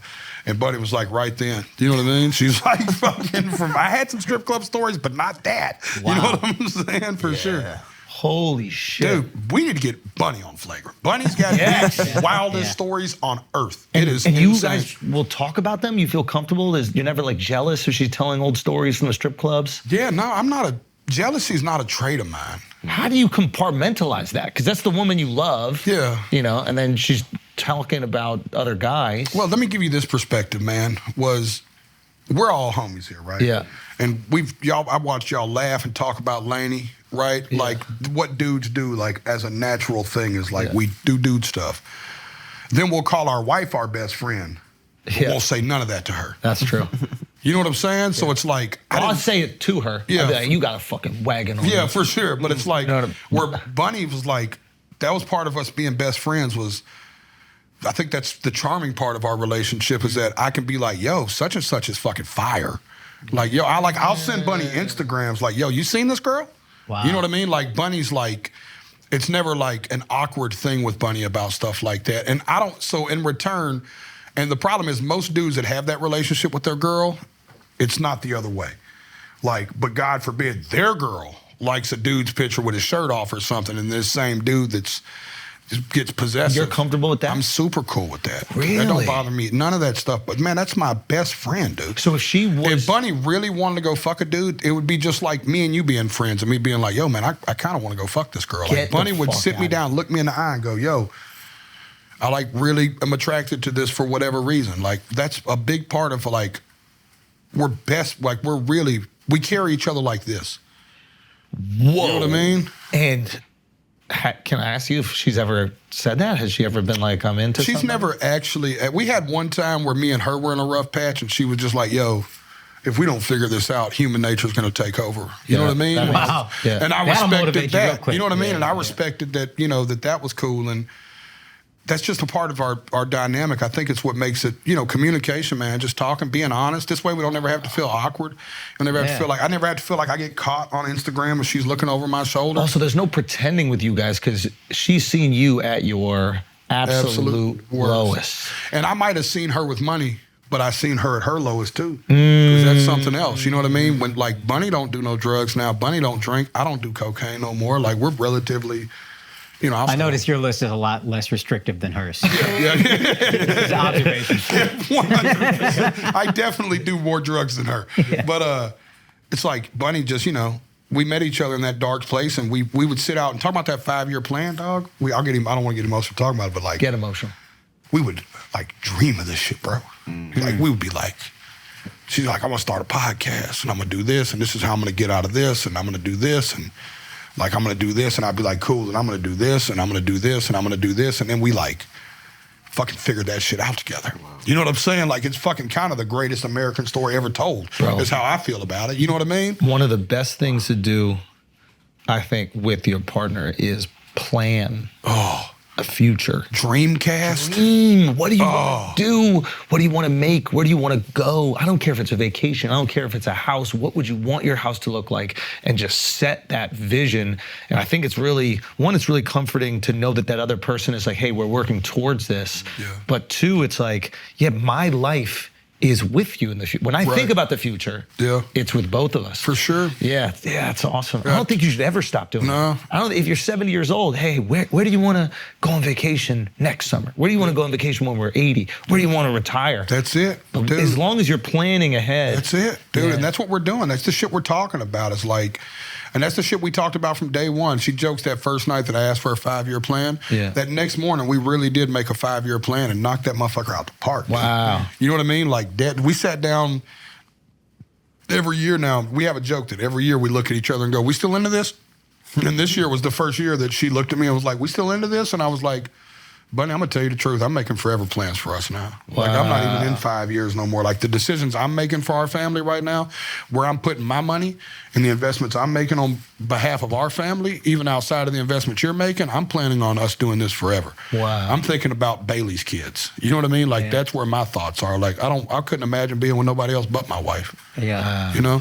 And you could if you wanted to. Yeah, for sure. Yeah, I mean, well, shit, we're both on fire now. Is that how they take it away from you a little bit? Do like they throw a bunch of pussy at you in the beginning, and then you go, I don't really need all that. Yeah. And now you're fucking faithful for the rest of your life. Yeah, it's kind of a genius plan. It's really brilliant for both parties. It works out really well. No, for sure. They know what they're doing, these women, man. Yeah. No, they're fucking smart. They know what they're doing, man. They're definitely smarter than us. Bunnie still carries, I'd say, our whole, you know, I mean, even down to like the whole house, dude. Like, I don't know what's happening with that house. Yo, same. How great is that? Yeah, it's fucking the best feeling on earth. Yeah. It's like I'm so disconnected from it. Like, I know in 30 years, me and you will both be living in a van while our wives have houses everywhere. But for now, it's just awesome to know that they're figuring things out. 100%. They're just texting each other behind their backs. Like, these idiots don't even have it in their name. I haven't had a phone in my name in 7 years. My phone's still in my mom's name. My mom fucked my credit up putting my phone in her name, Bell South, when I was 7 or something. I have a restaurant that failed in my name. You know what I mean? Really? Yeah. We out here, yo. We out here, bro. What's up? This is awesome. Rebuild that credit score. We got it. Fuck. I'll never forget the first time I looked into my credit score and they were like, I guess you owe Bell South, which was I guess 18. That's how long ago it was Bell South. They said, which ended up getting picked up by a collection agency for like 18 grand. I was like, what year was this? It was like 97. I was like, I was 12. You know what I'm saying? I was like, what the fuck is happening here? Yeah, she burned all kind of stuff down on my credit. Yeah. Oh, that's crazy. Yeah, white trashery at its finest. I tell you what, white man. Trashery. Was cutting out cocaine really difficult? It wasn't as hard as I thought it would be because I had a buddy get a pack with some fentanyl in it and kill him. Oh, fuck. Shit. Yeah, Cushy, he died earlier this year. And and I'd already quit doing it a lot, but I'd still, like, if I got really drunk, I'd follow my nose. You know what I mean? Yeah. But the way I described it was there's probably 4 or 5 people on earth that I trust enough that they could open up a bag of cocaine and I wouldn't think twice. Right. And he was one of those 5 people. And it got him. Wow. That's all it took for me to be like, man, this is... And we got tester strips and stuff. Like, you know, we try to do as much as we can to be smart about it anyways. But right then, I was like, I'll never touch that shit again. Y'all are going to be proud of me, dude. I'm only drinking like maybe 3 days a month now. What? 3 days a month? God bless, dude. That's amazing. I'm taking this so serious, Schultz. Like, as much as we sit around and fuck around, dog, like, one thing I know about y'all and y'all know about me is, like, man, when it's time, like, not to you know, like, I take it, like, dog, I'm taking days of vocal rest. I'm doing 30, 45-minute vocal warm-ups a night, vocal cool-downs after the show. Like, bro. I brought a nutritionist on tour. I've lost 20-something pounds. Let's fucking go. I got a dude that worked with all the UFC guys. He's one of George Lockhart's guys, Ian Larios. He just did the Jamal Hill when he fought for the 205 title last year. He does all the weight cuts and stuff. Man, we're down like 20-something pounds, working out every day. Like, I'm taking this shit like... Is this the most sober you've ever been? Yeah, it's definitely the most clear-headed I've ever been. Oh, wow. And how does it feel? Do you feel better day to day? Is reality like weighing on you? How does it feel to feel? It feels good, man. It feels good. I'm still smoking a lot of reefer. But, and I'll still, like, it'd be probably 3 days a month I'll tie it on the way I tie it on. When I drink, I still drink the way I drink. Yeah. You know what I'm saying? What y'all seen. Yeah. But save one of those 3 days for us the next time. It's a guarantee. We need one of those. It's in stone, man. It's a drunk I've been looking forward to forever. Last time y'all took me out to get drunk, it was at a gay chicken shack. Nobody ever told us that was a gay bar. You know what I'm saying? Which it didn't bother. That night it was. was that night it was a gay bar. The Squat and Gobble's a gay bar? Yeah. Dude, what the fuck? Why did we take you there, dude? It was awesome. Squat and Hey, that Gobble. chicken was fire. It was in Wynwood. It was. Yeah, I don't actually remember the name of it. Yeah. Chicken was fire though. The chicken was fire. You know, it's funny that you say that you stopped drinking. Like, I was telling Mark even this weekend, and I was like, I think I might quit drinking. And he's like, why? And I was like, I've just seen people that get to the position where I want to get, and they're either sober or alcoholics. There's very few that are Right. in the middle. Right. And I think the way that you cope is you either completely detach yourself, and that's just go crazy with the alcohol, or get to know your fucking self and handle that shit. So I think it's really smart, man. Yeah. To get ahead of it, because sometimes the pressure's gonna be there, and the only way to handle it is just to get a little fucking breath of fresh air. It's not even you love the alcohol, it's just you like to detach for a second. Yeah. Yeah, what a smart idea to get ahead of it. Yep. I'm doing it like roadie Fridays is what they call it on the road. So all the roadies, like the guys who like load stuff and, you know, 61 people on this tour. We're eight, 9 buses, 10 trucks. I mean, it's a big tour, you know? And those dudes will only drink if we have the next day off. And we're doing 5 shows a week. So what I'll do is about every other roadie Friday, I'll be like, all right, we got a day clean off tomorrow. I can get an IV and really relax and I'll go for it. Like the other night, we played Bridgeport, Connecticut, right up the street, and I came out and I got smacked. It was so awesome. It was the first time on the whole tour that I got drunk. Well, the first time I got drunk on the tour was the night before tour started. We had all our stuff set up at the first show. So we're like, I go to see the show, which was really cool for me because I've been a lifelong Jelly Roll fan, but never seen his show. So I got to go sit out in the front of house.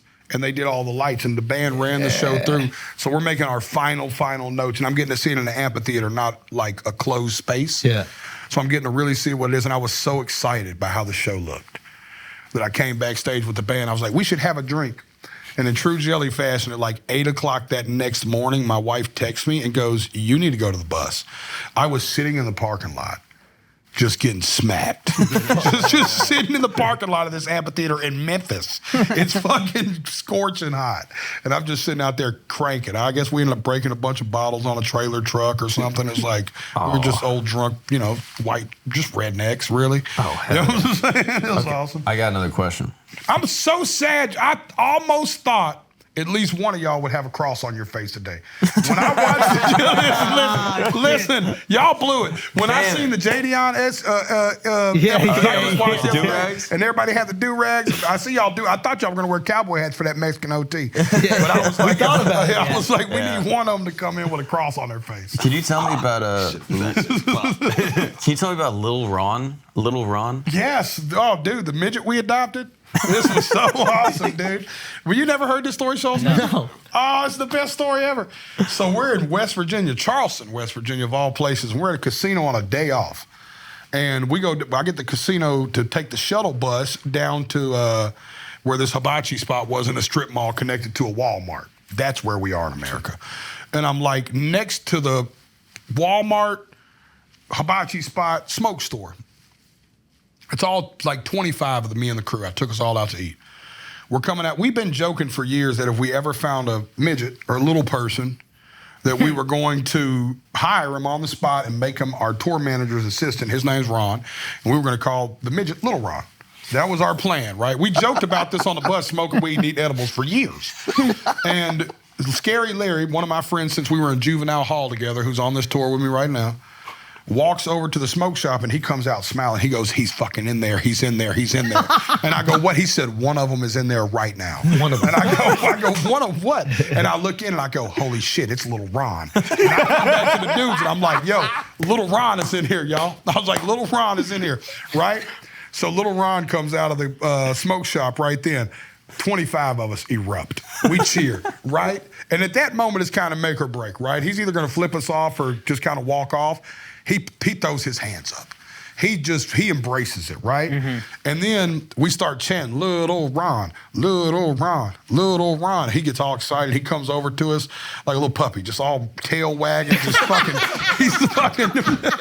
he's all fired up, right? Oh my God, dude. Neil Wagon. He walks, he looks up at us, and I'm like, do you want to go on tour? And he's like, yeah. And I, no hesitation, Alex. No hesitation, dog. He goes, yeah. And I go, like right now? He's like, yeah. He's wearing a Burger King shirt. And I was like, I'll pay you whatever Burger King pays you. I'll pay you more than whatever Burger King pays you, and I'll give you living. And when we're not on tour, I'll get you a place in Nashville. And he's like, yeah. And I was like, do you need anything? Do you want me to send you get your car service to take you home to get your stuff? He goes, no. I'm ready to go. This is crazy. This is crazy. This is the truest story I've ever did. He gets on the shuttle bus. We go straight to the casino. I give him $500 in chips to gamble with. Take him straight to the crap table because I thought that's where I'd get the best bang for my buck because I got to watch him go. Through the sky hook. He looked like he was throwing grenades. It was just... We're having a ball. Oh, God. And he gets on the bus that night to go to the next city with us. And for a year, Lil Ron works for me on tour. We carried Lil Ron with us for a calendar year, dude. He turned out to be the tour manager's assistant. I didn't know his real name until he quit. What was his real name? Chris. So now we call him Big Chris. Yeah, Lil Ron, look, that's the truth. He worked with us for a whole year. He went back to Nashville. We got him outfits and stuff. I bought him a bunch of Titan Why did gear. he quit? He had to like make toys for Santa, or what? So he had a girl that he was fancying up, and some ex-girlfriend came back in the picture, and I think they ended up having a kid. Oh, beautiful. So I know he's got like Regular size or 4 little kids size? now. I don't know Fun about it. I size. should ask. I will say this: there was this one girl that knew him that came to a show one night. I'm haunted by this memory, and you know how certain things happen. You watch, and you're like, I'll never forget that, and that sucks. And this is it. He walks over to the girl, and she goes, and he's like, it's my ex-girlfriend. He's drunk, by the way. Lil Ron was a raging alcoholic. And Lil Ron goes, Just take some shot. he's fucking and we'd make him carry the handles of liquor. I love it. He looks at this girl, and he goes, am I still the biggest you ever had? And she goes, yeah. And I was like, are you telling me little dude got a dick on him? I was like, is that what I'm hearing? Wait, are their dicks regular size, like Listen, their heads? I'm telling you, man, he talked about... Because there has to be, because some of their bodies regular, like their heads are normal size, but their dicks might also be normal size, right? Right? That's possible. Listen, I know he talked about it like he was working with something. That's for sure, dude. I mean, he brought it up all the time. Black midget, white midget. He was a little white guy. Damn, Alex. Yeah. Damn, bro. You didn't actually see it? No, Y'all didn't look at his dick, bro? I'm sure somebody's seen it, but I've been to jail, man. I'm not big on What do we pecker got? peeping. What do we got? This guy come on, Mark. Ain't no fucking way. Ain't no fucking way. That shit comes out of a submarine, bro. There's no way that is an actual... So that's crazy. Oh, God. Jesus Nah, fucking that's 0.5. Christ, That's dog. 0.5. Oh, dude, I can't So, believe is that I'm you, watching- Mark? No, that's Come Look on at now. the bottom. You Come see on the now. bottom Like that Photoshop your Mark, face. bro. That's not me, bro. That's Mark. That's Mark. Son. Oh my God, Mark. I didn't. Come on. Take this off Goddamn. the screen. You pack it, bro. Take it off the screen. Goddamn. Come on, man. Christ, man. Who's in charge? Who's in this? charge Are of you pulling this? this shit up? Wait, I guess. Oh my God, dog. Wow. I never thought I'd come on the Flagrant podcast and see a midget cock. You know what I'm saying? I can't believe that you didn't look at, or at least Little try to Ron, see how Man, big I'm dude, this was. disappointed. Pecker peeping is frowned on in jail, so I stay away from the pecker peepers. All right, fair enough. I want to hear the story from his side when he's like, yeah, these guys just kidnapped me from my Burger King job and wouldn't let me go for a year. Like, can we call Lil Ron? I wish I had his number. I'd call him right now. I tried to start a campaign in the group chat for tour the other day to bring him back, but the night I got got it. drunk in You got it. Bridgeport. You I gotta was take like, a I look miss this Lil time. Ron. Was he good at his job? I got to pee. They said he wasn't. They said he wasn't. They said he wasn't good at his I job. like that it's a conspiracy. It's like, well, those other people, Yeah, but I like knew the he was people good. I thought he was great, but I can't judge people too much on their job because the guy he worked for was not impressed. Does that make sense? Yeah. But I thought he was killing it. Every time I needed something from him, fucking it was awesome. It was great. He was the best energy. He was never sad. You know what I'm saying? Or it never made me sad. I'm telling you, it was like a puppy. Yeah. It was like having a dog on tour. Every time you see him, you just instantly smile. You're like, this is so cool. It's the best decision we've ever made. Would you call him? What would you? I brought him on stage to take shots all the time. He was great, man. Dude, he partied, man. He was a lot of fun. And I use the word midget endearingly because, like I use the word bitch endearingly. Yeah. Because he said it. He called himself a midget. He used to joke about it, people. He'd be like, don't call me no fucking little person. Don't belittle me like that. I'm a fucking midget. He was like, I swear that's what he said. He said, don't belittle me like that. He said, I'm a fucking midget, dude. Bro, he had a whole rant about it. You ever heard that story about Daniel Tosh? When he went into a meeting with Comedy Central, he was like, can I bring my security? And they were like, yeah, that's fine. And he walked in with 2 security guards, sunglasses, suits, and they were both dwarves. Oh, that's fucking And they just awesome. stood behind him the whole time, and he never said anything about it. Fucking. So he sat there in the meeting, and the 2 midgets were just behind him, just standing there. And he was like, just in case anything gets out of control, you know, I got my guy. And then did the whole Straight face. Straight face. Unbelievable. That's what you need, bro. You need dwarf security. Listen, I would take one I would hire another dwarf today just to have him on tour. That's so God funny. forbid we find one that knows about road work and can actually do something, because you could almost get hired just having that disability. You know what I'm saying? With us, He was you know what I more mean? getting by on his midgetness than he was his skill set. For Is that sure, what you're and saying? his Yeah. energy. And His his energy. energy. But like, what would they be matched good his at on midgetness. tour? Like, what would be Scurrying. They're really good scurryers. They are, need right? that? Did you see him rush to go get something? They get it What quick. they tried to do to this guy, and it was so petty. With the tour manager would make him carry the soundboard case every day. Wow. And it was like watching this poor guy drag a dead deer carcass. It was like the soundboard was like he'd have to hold. It was like it was so bad. And I was like, y'all are evil, man. You know what I'm saying? One time they put a ladder. They gave him the top bunk one night, and they put a little ladder down. It was so they were fucked up kind of when I think about it. Damn, I would have thrown him out every night to fucking crowd surf. Toss him from the fucking stage. Just midget toss. Like Wolf of Wall Street. That'd be so great.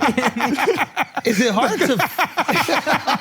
All right, guys, we're gonna take a break for a second because you need a better for you adult beverage, okay? Not some can of beer filled with a bunch of bullshit ingredients that you've never heard of, or some cheap vodka that's gonna make your hangover crazy. That's why you need June Shine, okay? They have tons of easy to drink, to go adult beverage options, all right? They got the margaritas, the vodka sodas, and rum cocktails made with premium ingredients, and they have no added sugar, okay? Unlike traditional canned cocktails, they can have 20 plus grams of sugar. That hangover is gonna be absolutely brutal with those.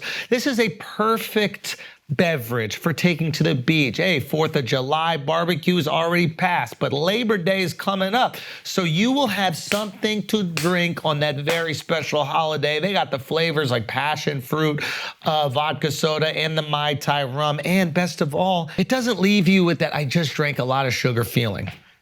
June Shine gives you a lighter, brighter buzz, okay? It can be found in over 10,000 stores across the country. It's available at all retailers you're already visiting for groceries and alcohol, like Whole Foods, Target, Ralph's, Vons, Albertsons, Kroger, Wegmans, Total Wine, Bevmo, Safeway, and more. But we've worked out a special offer for our listeners. At any store, you can buy one June Shine package and get the second for only a penny. Think about that. That's $12 to $20 in value. Now, I recommend trying one of their best-selling variety packs. It's a great way to try all their delicious flavors. Go to juneshine.com/flagrant. Text them a photo of your receipt, and they will Venmo you immediately. It's that easy. That is JUNESHINE.com/flagrant. Now, let's get back to the show. Is it hard to fire people? Like, your crew feels so tight-knit, but then there are people who are gonna, you know, not do their job. Is that hard for you? Man, it was, but I got out of the hiring and firing business last year. So you have someone and then that's their job. I have a manager now that I just completely just like, yo, man, I don't even. So you get to be family with everybody, and then if someone fucks up, the manager gets to handle that. 100%. Yeah, and it's like, because I don't hire them neither. Oh. So it's like, that's what I learned with like the Lil Ron stuff is like, when you get, like when the tour is that big, I'm disconnected from who is and isn't doing their job. So I just have to trust the tour management when they go, hey man, our production assistant's not working, he's got to go. Yeah. You know what I mean? Because I might love the guy, dude. We might smoke a joint every night after the show. I think the dude's the sweetest dude on earth, but I don't know that he's not carrying you his just weight gotta on that trust these side. I just got to trust them. My bus is my bus. That's most of my guys I've been with forever. Y'all remember my big Samoan guy? Yeah. Like, my crew is still my crew. Boston, all of them except for Don, who had a baby. I remember I got a new camera guy because Don went on to get married and have a kid, but like same crew. So my bus is different. I hire my bus. But my bus is the homie bus. Yeah. Oh, wow. And the wife has her own bus. Oh, really? Yeah, she brought her own bus out, dude. Bunnie is a boss bitch, dude. She is different. She is just different, dude. She's just like, who's I love in her you. bus? Her crew, her little squad. Wow. Yeah, she's got her own little crew. Does she do the pod from the bus? Or Yeah, like yeah. that? She does the pod on the bus now, and she's doing That's genius, and she's doing she's a TikTok monster. So Bunnie's like, she follows the algorithm. She does like 5 uploads a day from 3 different pages. Like she's building something over there. Oh wow. Yeah, I'm famous on TikTok, and I don't know it. All the time, people are like, I seen your margarita thing. I was like, she posted that? What's the margarita thing? Give me 1 margarita, I'ma open my legs. You heard that shit? Give me 2 margaritas, I'ma give you some eggs. Yeah. You did one of those? I came in drunk dancing one night doing it.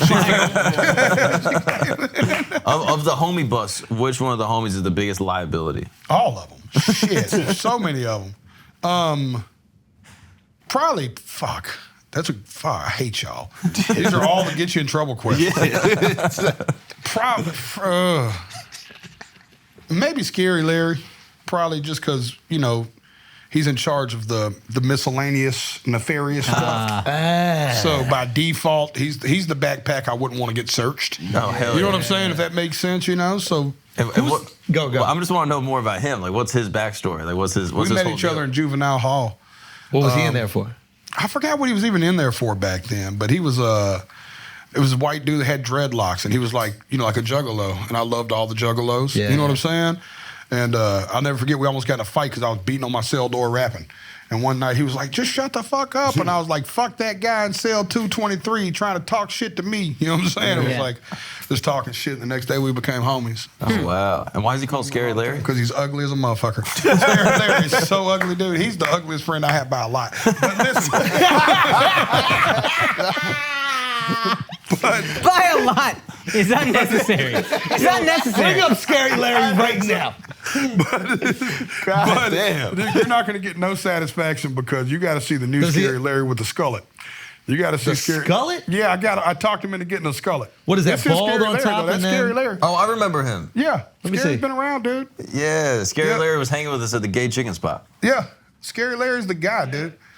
Yeah, Scary Larry's the homie. But now, he's bald on top. I talked him into growing in the skullet.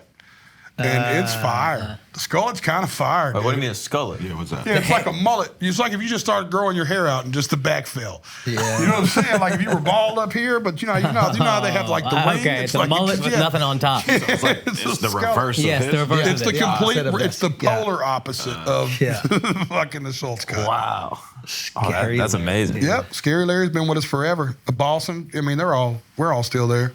Yeah. Yeah, still fucking same old shit, dog. I just don't know the other 52 people on tour. You know what I'm saying? Well, I know them, but I don't know them. You know what I mean? So. That's crazy. That's the hardest thing for me, letting go of creative control. And you do that a little bit when you have 60 people that are all putting together that show. Yeah, for sure. That's tough. Yeah, 100%. It's also like, but I'll always be jealous of y'all though, because none of that shit matters in your world. Like y'all motherfuckers flying with 5 of the homies and fucking go. Y'all don't even do a mic check. You just trust that whoever's out there has got it under control. Nah, bro. Now we got to do that. And You going to do a line check at least? Oh yeah. Yeah. And you're playing them places now that are so big. Even the line check's scary because it ain't no.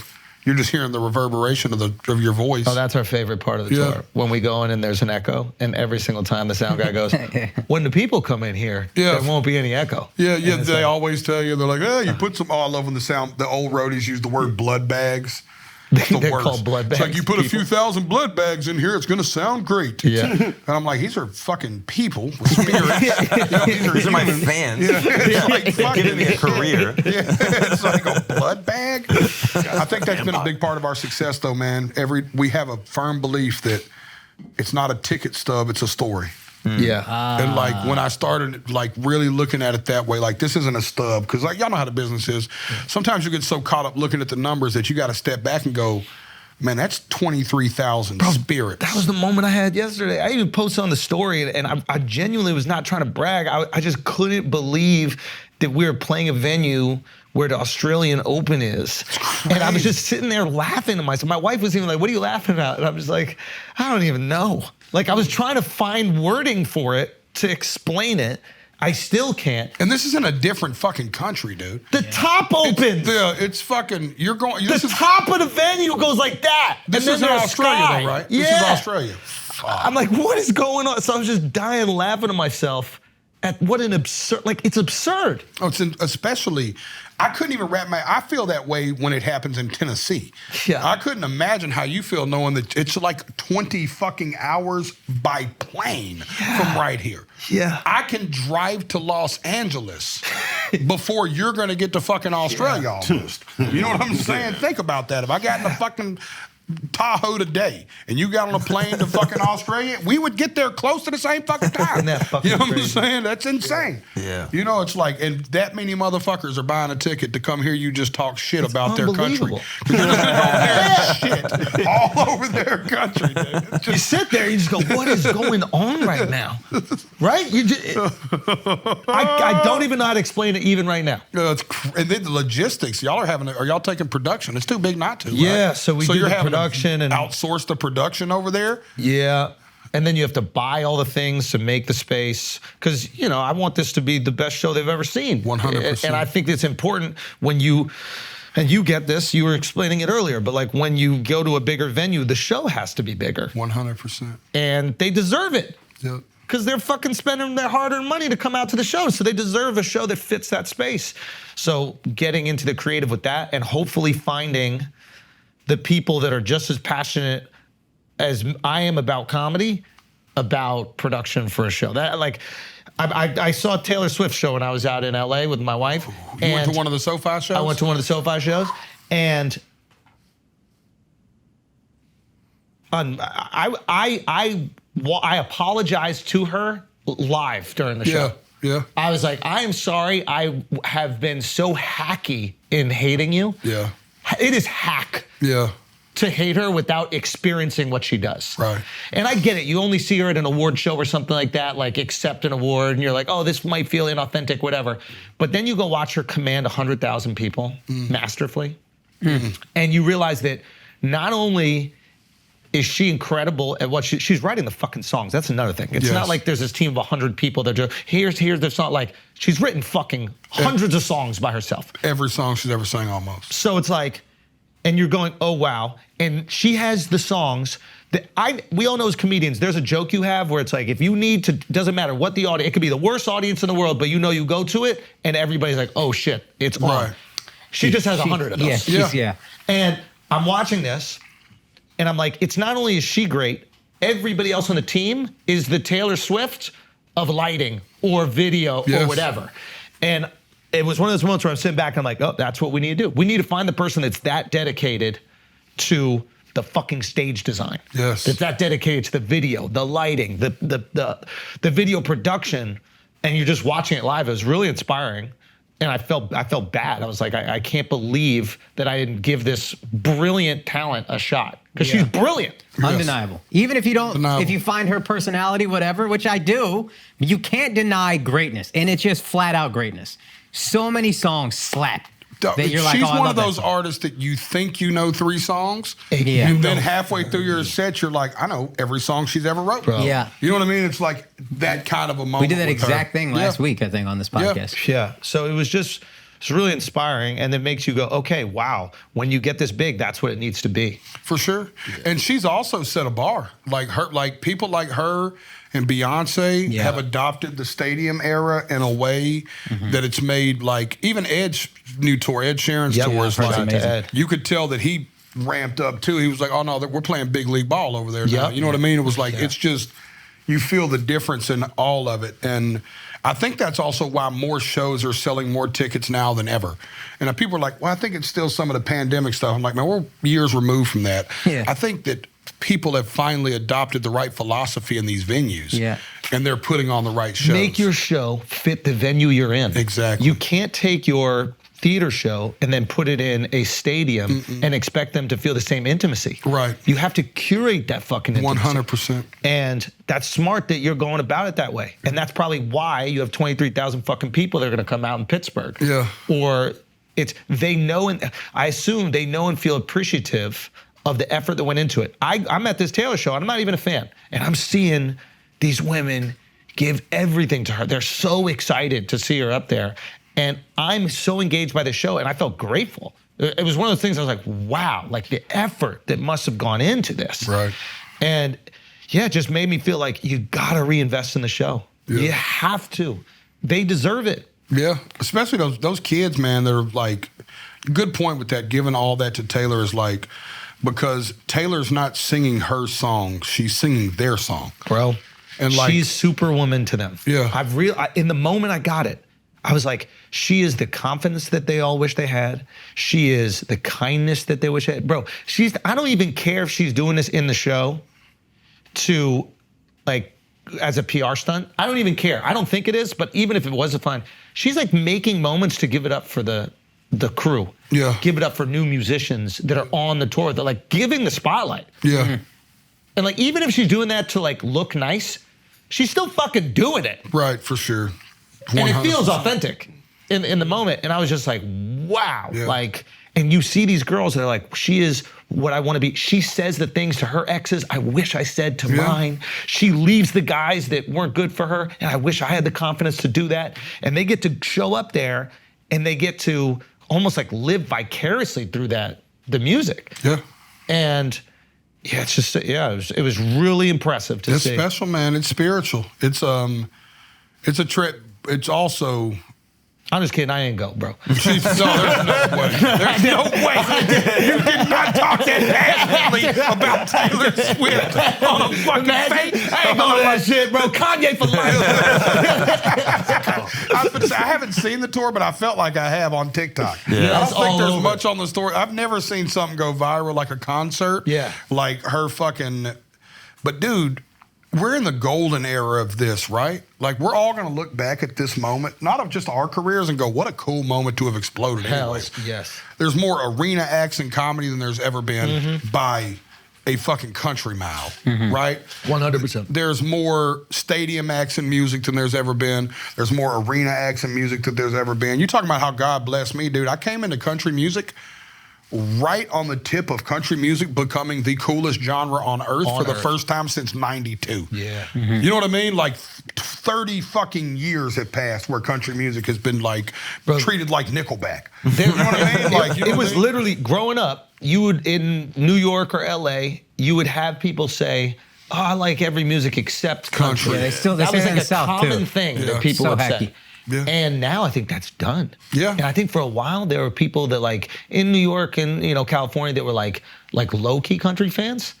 And now nobody's afraid to admit it. Right. It's almost like a badge of honor. It's almost like now you're like being rebellious by being a coastal elite country fan. Yeah. It's crazy, dude. Yeah. We were talking about country bars. Who was it that was just out here talking about? Was it Dove? Dove was just talking about, you went somewhere the other day and I was like, in Toronto and LA in the same week. In both cities, the hottest new bar is a country bar. Yeah. I'm telling you. But it's not. It's everyone. It's everyone that would have been at a hip hop bar or a house bar. Yeah. It's live music, country, and that's the theme of the bar. Yeah. Yeah, it's like just talking about just like being in that era. Like I just came in right there on the front side of country music exploding into pop culture. You know what I mean? Like fucking how. We got to make sure we thank our sponsors, Morgan & Morgan, the best injury law firm in the game, because they are sending 2 listeners to the UFC event in Boston this week. So thank you, Morgan & Morgan. We appreciate what you do. You know what to do if you get injured. For your shows, do you feel a sense of community at the live show? Oh, dude, it's church. So that's something I noticed also at Taylor. I'm curious, like, how do you curate that? Is that something that happens authentically? You hear about these like iconic bands like Fish or Grateful Dead. Grateful Dead, that like, it's every show is like Burning Man. Every show is this like communal retreat where everybody gets to be this version of themselves they might not get to be in the real world. And I feel like that's how you create that impactful live experience where people need to come back, where they're accessing something that they don't really get to access normally. So are you seeing that at the shows? Oh, God, dude, this is like, what we do is special in this way. It's like a Sunday service in the South, right? If you've never been to an old back row Baptist church, I hate to be judgy here, but don't look like any of y'all have, right? You know what I'm saying? Have you been to an old back row Baptist church? But yeah. Yeah. A Black Baptist church? Yeah. That's we went to the best one you could have went to. Yeah. You know what I mean? For sure. It's like, am I still good on sound? I just fucking touched my microphone. Good. Okay. It's this thing they do, Schultz, right? Where they, like, the message on them old back roads are like, they sing this music to kind of get you into it, right? And then he goes into this sermon and it's like, hellfire and brimstone, but with jokes, and there's laughs here and there, and then it's scary at moments, and then it's like tearful, like emotional. And then at the end of it, it's like you hear that organ hit a major chord, right? And it's like, man, but there's hope. And I was like, that's what I want my show to feel like. You know what I mean? I want to create that experience. I want us to laugh. I want us to dance. I want us to cry. And at the end of this thing, I want us to feel a little cleansed. You know what I mean? Like, I want it to be like a little bit of a baptism. I called this tour the Back Road Baptism Tour because it's like I wanted this to feel like. So it's very leaned into like a churchy theme as far as like how we present it and the banter between the songs. That's emotionally nutritious. Yeah. You know? It's good for the spirit, man. Have you had moments with fans? Because like your music connects so deeply on like a real primal level. Have you had moments with fans, either this tour or tours previously, like real stories where people have like touched you, or that you've had like connection with people you're like, I didn't even know I could have this kind of moment with a stranger? Dude, there was every night. I'm not even making that up. I'll give you the most recent one. That's how often it happens. Virginia Beach, there was a woman who her and her husband had bought tickets to my show, and then he had overdosed like 6 weeks ago and died. And she kept hitting me like, I don't know what to do. I'm feeling like led to go for him. You know, it's like, man, I'm sorry. I'm not always this emotional. It's just fucking my life's changing in weird ways. But it's like, so I'm finally like, yo, I got to meet you. You know what I mean? Like, to watch her come back and like tell me this story, and like his family's there, so his mother's with her, and the brother-in-law, and like all these people that are, you know, that were really there for him. Like the amount of like rest in peace shirts, or it's crazy, dude. I had a dude holding a sign the same show that said, you helped me on life support when I overdosed. So I brought him backstage and hear his story, and his wife's like, yo, this dude was like, I just played Save Me and Son of a Sinner just on a looping repeat the entire time he was on, literally intubated. You know what I mean? This guy's like, you could see the scar on his neck, like his voice is raspy, like it's just crazy. And that's every single, and that what hurts the most is I only get to hear a few of those every night. Yeah. There's 23,000 of them every night. You know what I mean? Like, you know what I mean? Like this is, I tell people all the time, you didn't end up here because it's culturally cool.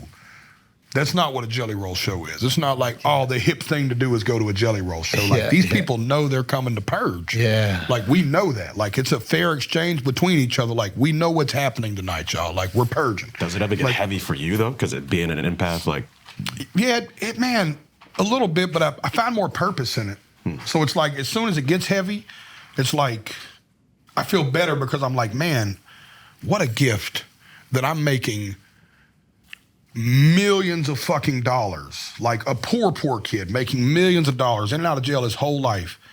And I'm doing it by helping people, like in a real way. Like I'm really like connecting and like making a difference in their life. Like I do this for fucking free. Yeah. I tell people all the time, man, and you can have this one. I'll give this one to you. My guitar player's mother gave it to me. You don't pay me for that hour I'm on stage. That's on the house, baby. I'll do that free the rest of my life. Yep. You pay me for the 30 years it took to get to the stage and for the 23 hours today I wasn't on it. Yeah. But that hour I'm on that stage, that's on the crib, baby. I'll do that free forever. I'll never want to feel like I'm charging you for that hour. I'm charging you because this venue made you open the door. I have a rule in the music business. If everybody agrees to do it for free, I'll do it for free. I'll be one of the few artists that's in. You'll watch a lot of people hightail and hit, and all the suits are leaving. But if the suits and the artists all agree, we're going to do this for free, I'm in. I'm putting out an album next year for sure.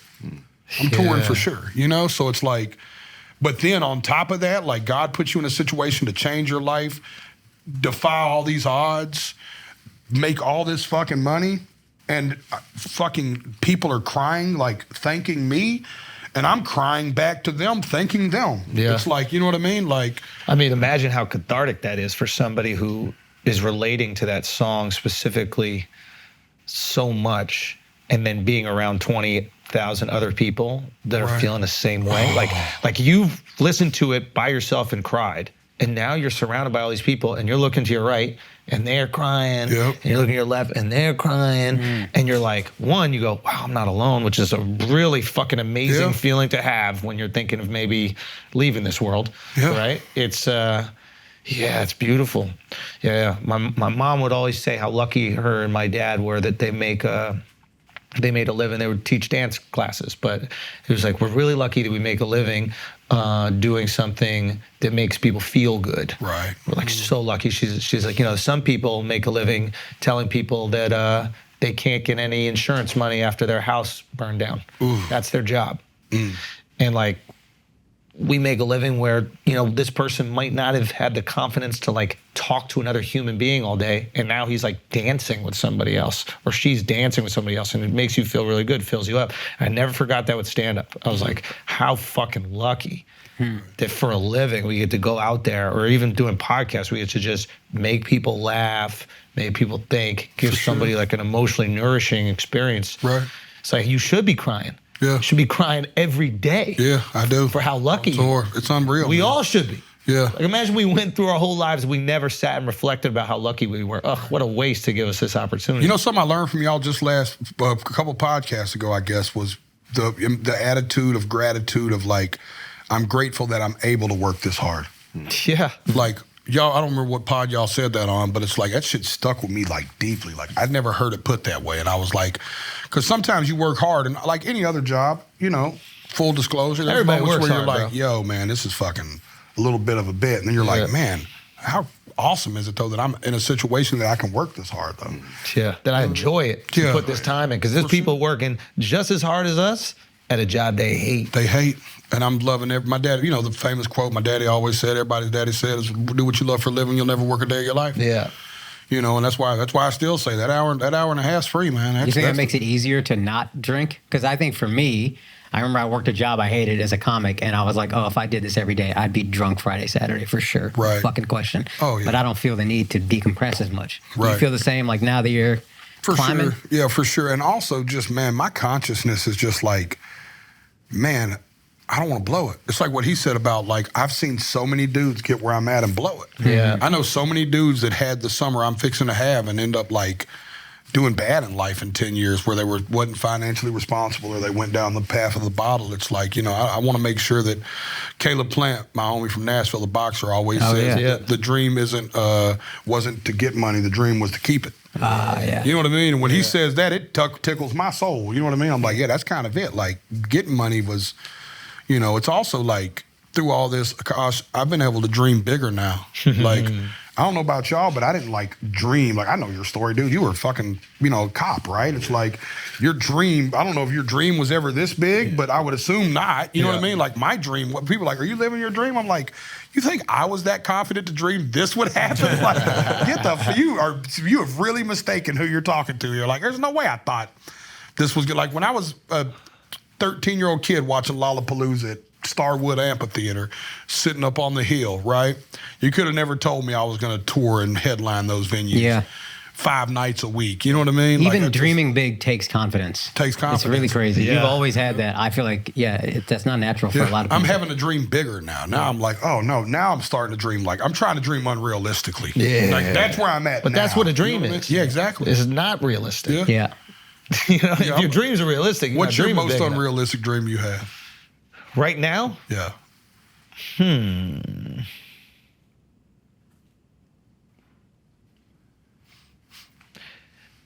I can't share it because then I will reveal it. Oh, so it's possible then. Yeah. Oh, so that's not your biggest one. What's your biggest wildest one? I don't think in ways it's not possible. Really? Yeah, I don't God, think. that's awesome. But I always think it's like, now it's hard work, and it's luck, but the biggest dream, for sure.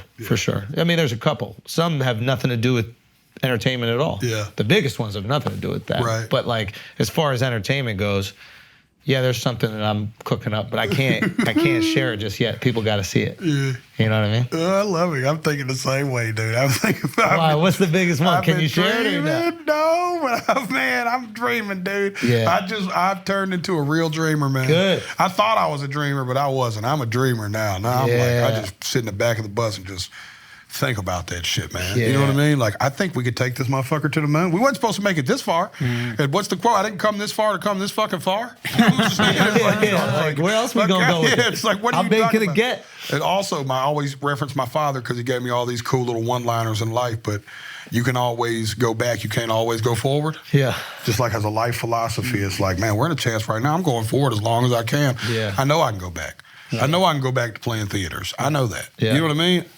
Forward is the next thing up. Yeah. My hope for next year is to do I want to do an NBA arena tour, like a proper, like. Oh, wow. Yeah, I've never, it's like the next step, right? You know what I mean? It's Have like, to that's do the it. dream. Yeah, that's the immediate mountain in front of me is like, I'm also still in that weird space where I'm like, before this all ends, we should try to knock as much stuff off of it as possible. Just in case Isn't the that Flagrant weird, 2 though? podcast gets canceled. You know what I'm saying? Again. All right, guys, we're gonna take a break for a second. You already see the lighting. You already know what time it is. Back's getting blown out. Blue chew. Back's getting blown out, okay? Every woman in your life deserves it, okay? Your mom deserves it. Not from you, but from your dad. But he already knows what time it is. He's probably already chewing it up and chewing it out. But you could also give that as a nice gift to your mom for Mother's Day or your dad for Father's Day. You really could do that. If you were a great son or daughter, you could. You could give your mom the gift that keeps on giving. Give your dad the gift that keeps on giving. I don't even care if they're divorced. Come back, run it back one more time. You know what I'm saying? If they bring back the cast of Friends, they could bring back your mom and dad. Blast off, motel room. Headboard smacking into the wall, right? Motel 6 inches in your mom. My point is, Hell yeah. BlueChew.com, you're gonna get the first month free. All you gotta do is pay $5 shipping. BlueChew.com, use the promo code Flagrant right now. Do it for your mom. Now let's get back to the show. Who are some of your dream collabs? It's crazy, man. I think in the country world, I obviously want to work with Morgan Wallen. He's a real good friend of mine, too. I think it's inevitable that we will. But, legacy acts, man, I'd love to do something with like Seeger or James Taylor, man. You know what I mean? That's like, the dream for me is those like, because in this weird way you talk about dreaming, it's like, I think anybody who's around my generation right now, I think that if I keep working hard and God's in my favor, that I'll get to work with them anyways. So my dreams are like, who are the legends that I don't have a lot of time to do that with? It's like Seeger, Taylor, Stevie Nicks. Like, these are like the unrealistic dream collabs for me. Yeah. You know what I mean? Because like he said, some other stuff I could name I think's realistic. You know what I mean? It might sound crazy, but I think it pull it off eventually. Bro, Drake, on the hip hop side, I want to work with Drizzy. We had a Mexican OT on the pod yesterday. Not yesterday, last week. It Sorry. was so good. And he's fantastic too. And who was it that said, was it you? Yeah, I clock y'all as like soul friends. Yes. You know what I mean? Yes. Miles called General American OT. Yeah. American out of Tennessee, but that's all. No, dude, That's the first time you gave Miles credit for a joke. It was actually my joke. Well, I was afraid he was going to get mad. I was afraid he was going to get mad, and I wouldn't want him to take it out on me. So I was trying to get it off, But yeah, just you guys are very soulful. Also Very authentic. Yeah, pure authenticity.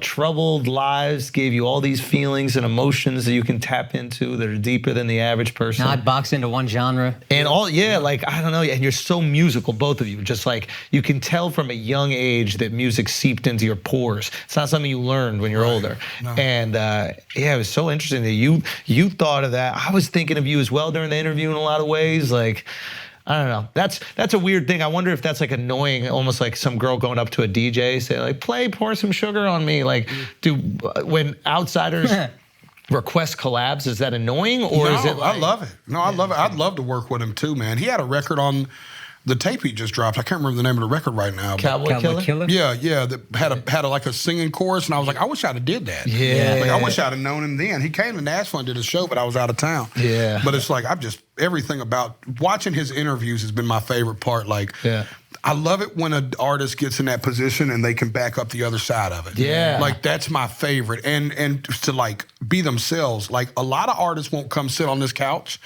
because it's risky. Yeah. Right? It's not like when I go on a Fox today, there's a publicist standing beside the dude watching him and going, this is what we're not willing to talk about. Yeah.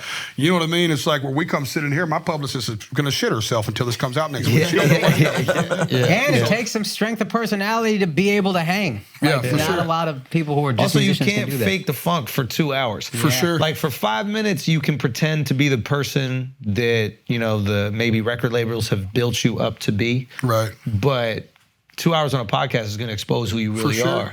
There's something, we were talking about this over the weekend, but like Rihanna is a superstar in her personality as much as she is in music, right? Where it's just like she's not pretending to be a version of herself. Right. That's who she is. Right. Like, you see her on the street and it's going to be Rihanna. Yeah. Right? And I think that we gravitate towards that. And then I think there are certain artists who are kind of playing a character, but the music might be fantastic and other things might work out, and it kind of can almost trick the public, but you never see long interviews with them. Yeah. You never see, For sure. And I think at the end of the day, there is a different connectivity between those. 100%. And admittedly, there's a need for both of them, right? So it's like, because I love the mystery behind the Weeknd. Yeah. Especially his first tapes. The fact that I didn't hear that dude's voice until his fifth album was like, I thought the sickest shit ever.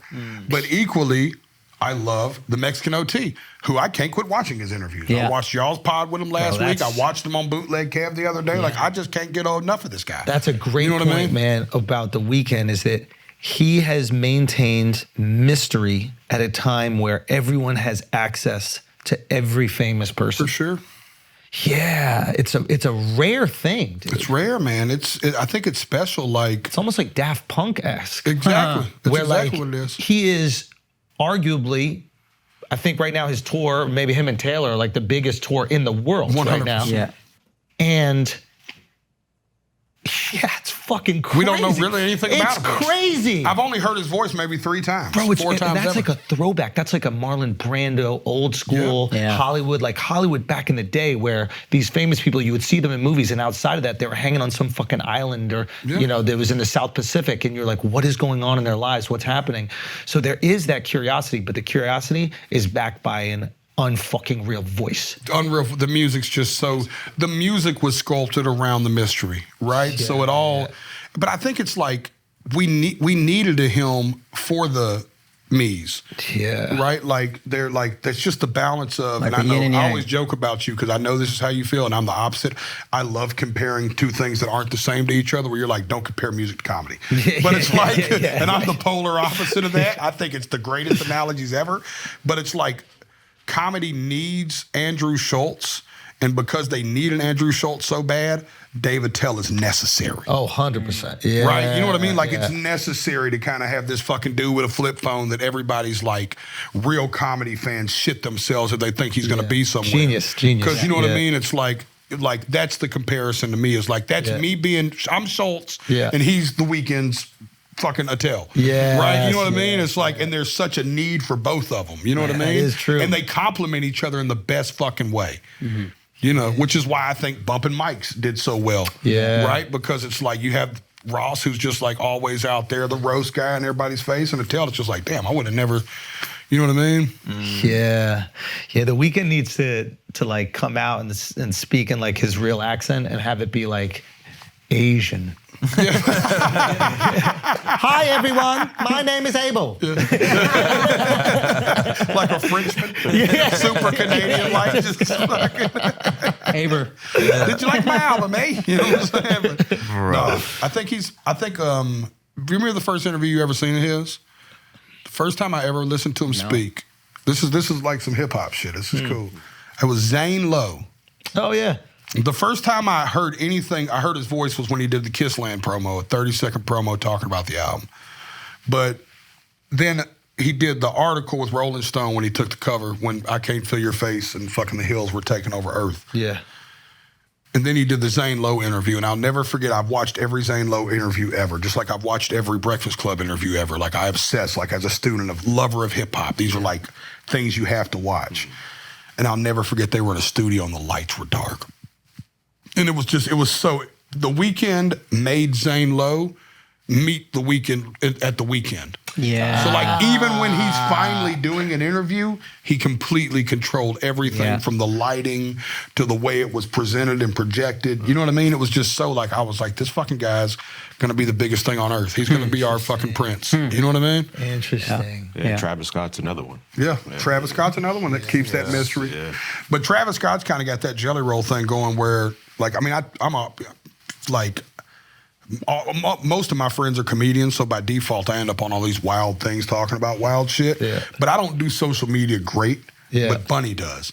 Like, it's kind of easy for Travis not to have to do a lot of social media when your chick, your baby mother, is like one of the biggest influencers on earth. Yeah. You know what I'm saying? Like, you don't really have to do a lot of kicking and screaming to get attention. You know what I mean? She posts you in her story one time, and fucking that song's going. Yeah. You know what I mean? It's a totally different machine. I also like we were joking around this weekend about it, but like I like how like he kind of does virgin rap. Yeah. Like he don't really get laid in his music. Yeah. You know, like even if you really listen to the songs, like he goes, I got 2 twin bitches on a jet ski. Yeah. It's like, well, are you fucking them? They're like, no, they're just jet skiing around. Like, very safe. Yeah, everything. Safe. Like, it's all a safe flirt. So it's kind of like relatable, I think, to a lot of people without even realizing it. They're like, oh, that's kind of my life. I saw 2 girls on a jet ski. What'd y'all think about Utopia? Bro, I love it. I really liked it. The first time I listened to it, I was like, I don't know. And then after like 3rd or 4th time, I mean, we were playing it the whole weekend. Yeah, it's crazy. Felt the same way. I think he makes great. I didn't hear it. Oh, yeah. I think he's fantastic at making music. Like he's just great at it. Yeah, I think so too. Yeah, I feel the way they felt. It was it reminded me of Dawn FM from the Weeknd. Like the first time I heard it, I was like, I don't know, this is a little spacey. And then you keep letting it go. And then I was like, man, let's rip that motherfucker one more time. And then I was like, it's growing on me. Yeah. And then by the end of the weekend, I was like, no, this fucking fucks. This dude took a risk and did something totally different, and it's fucking fire. You got to do it. You know what I mean? Yeah, got to do it, dog. Once again, it's like you said, it was he chased the art. He could have came back out with another Birds in the Trap Sing McKnight, right? Mm-hmm. But it's like, instead he was like, no, this is like, his last 3 or 4 hits were in that vein, right? Goosebumps, Highest in the Room, right? Like his last few hits were all in that same kind of Travis Scott vibe that he knew that it was like, where do I go from here? Dude, I saw him. I was hanging out at Wildin' Out after I wasn't on the show, but I just went to go say what's up to everybody. We were both in LA. And this is before he really cracked off. And he was a guest, but then he started doing sound check leading into his performance. Sound check was like a show in and of itself. He's just like kind of singing in the microphone. And then I remember I had somewhere to be, so I had to leave early. But as I'm leaving, I feel the entire building where they're filming shaking from everybody jumping up. And I've seen everybody perform on that show. Nobody set it off like Travis. Wow. It was fucking crazy. Yeah, he's special. That's how I felt about Yachty's album. Like, did you listen to his most recent one? Which one was the name of it? Lil Yachty's, I actually can't remember the name of it. Came this year though, right? Yeah. And it's like super experimental, but awesome. Yeah, it's like Floyd. It's like Pink Floyd meets rap. Yeah. And like there are tracks on there that are unbelievable. Yeah, no, I loved it. I love the rock element in it too. He's a great writer.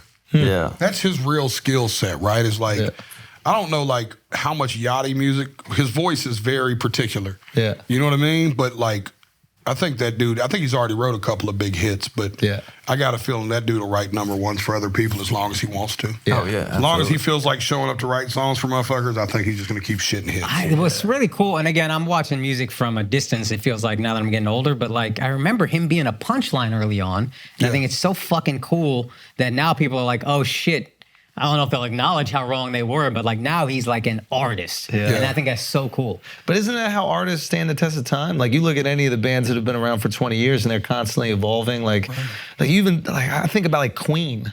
And I love Queen. And I put on a This Is Queen playlist sometimes when I like run on Spotify. And the songs are so fucking different. There's like a country song out of nowhere. This thing. Yeah. Color. It's like, what do these British guys know about country music? There's all these random things happening. And I think that the audience, once they know that your music is pure or whatever your art is pure, they'll let you flow. They'll let you go. I never felt Michael Jackson was out of pocket with a single song. Every song felt like a Michael Jackson song, even though they were way different genres. Yes. Because it's pure. Yes. So I love to see that. I love to see people pushing it, man. Yeah. Are you still doing mushrooms? Oh, as much as possible. Really? I got a big bag on the bus. You need some? I think I do, yo. I'm serious. Do you ever bro. use mushrooms to write or to produce or anything like that? For sure. I'll take like a gram if I'm in the writer's room, but normally if I'm really like taking a deep write, I'll normally drink instead. Oh, really? Did shrooms help you? Because I know you said you had a hard time loving yourself. I don't remember what pot it was, some pot. Yeah. Did shrooms help you with that? Yeah, for sure. They kind of help me understand me.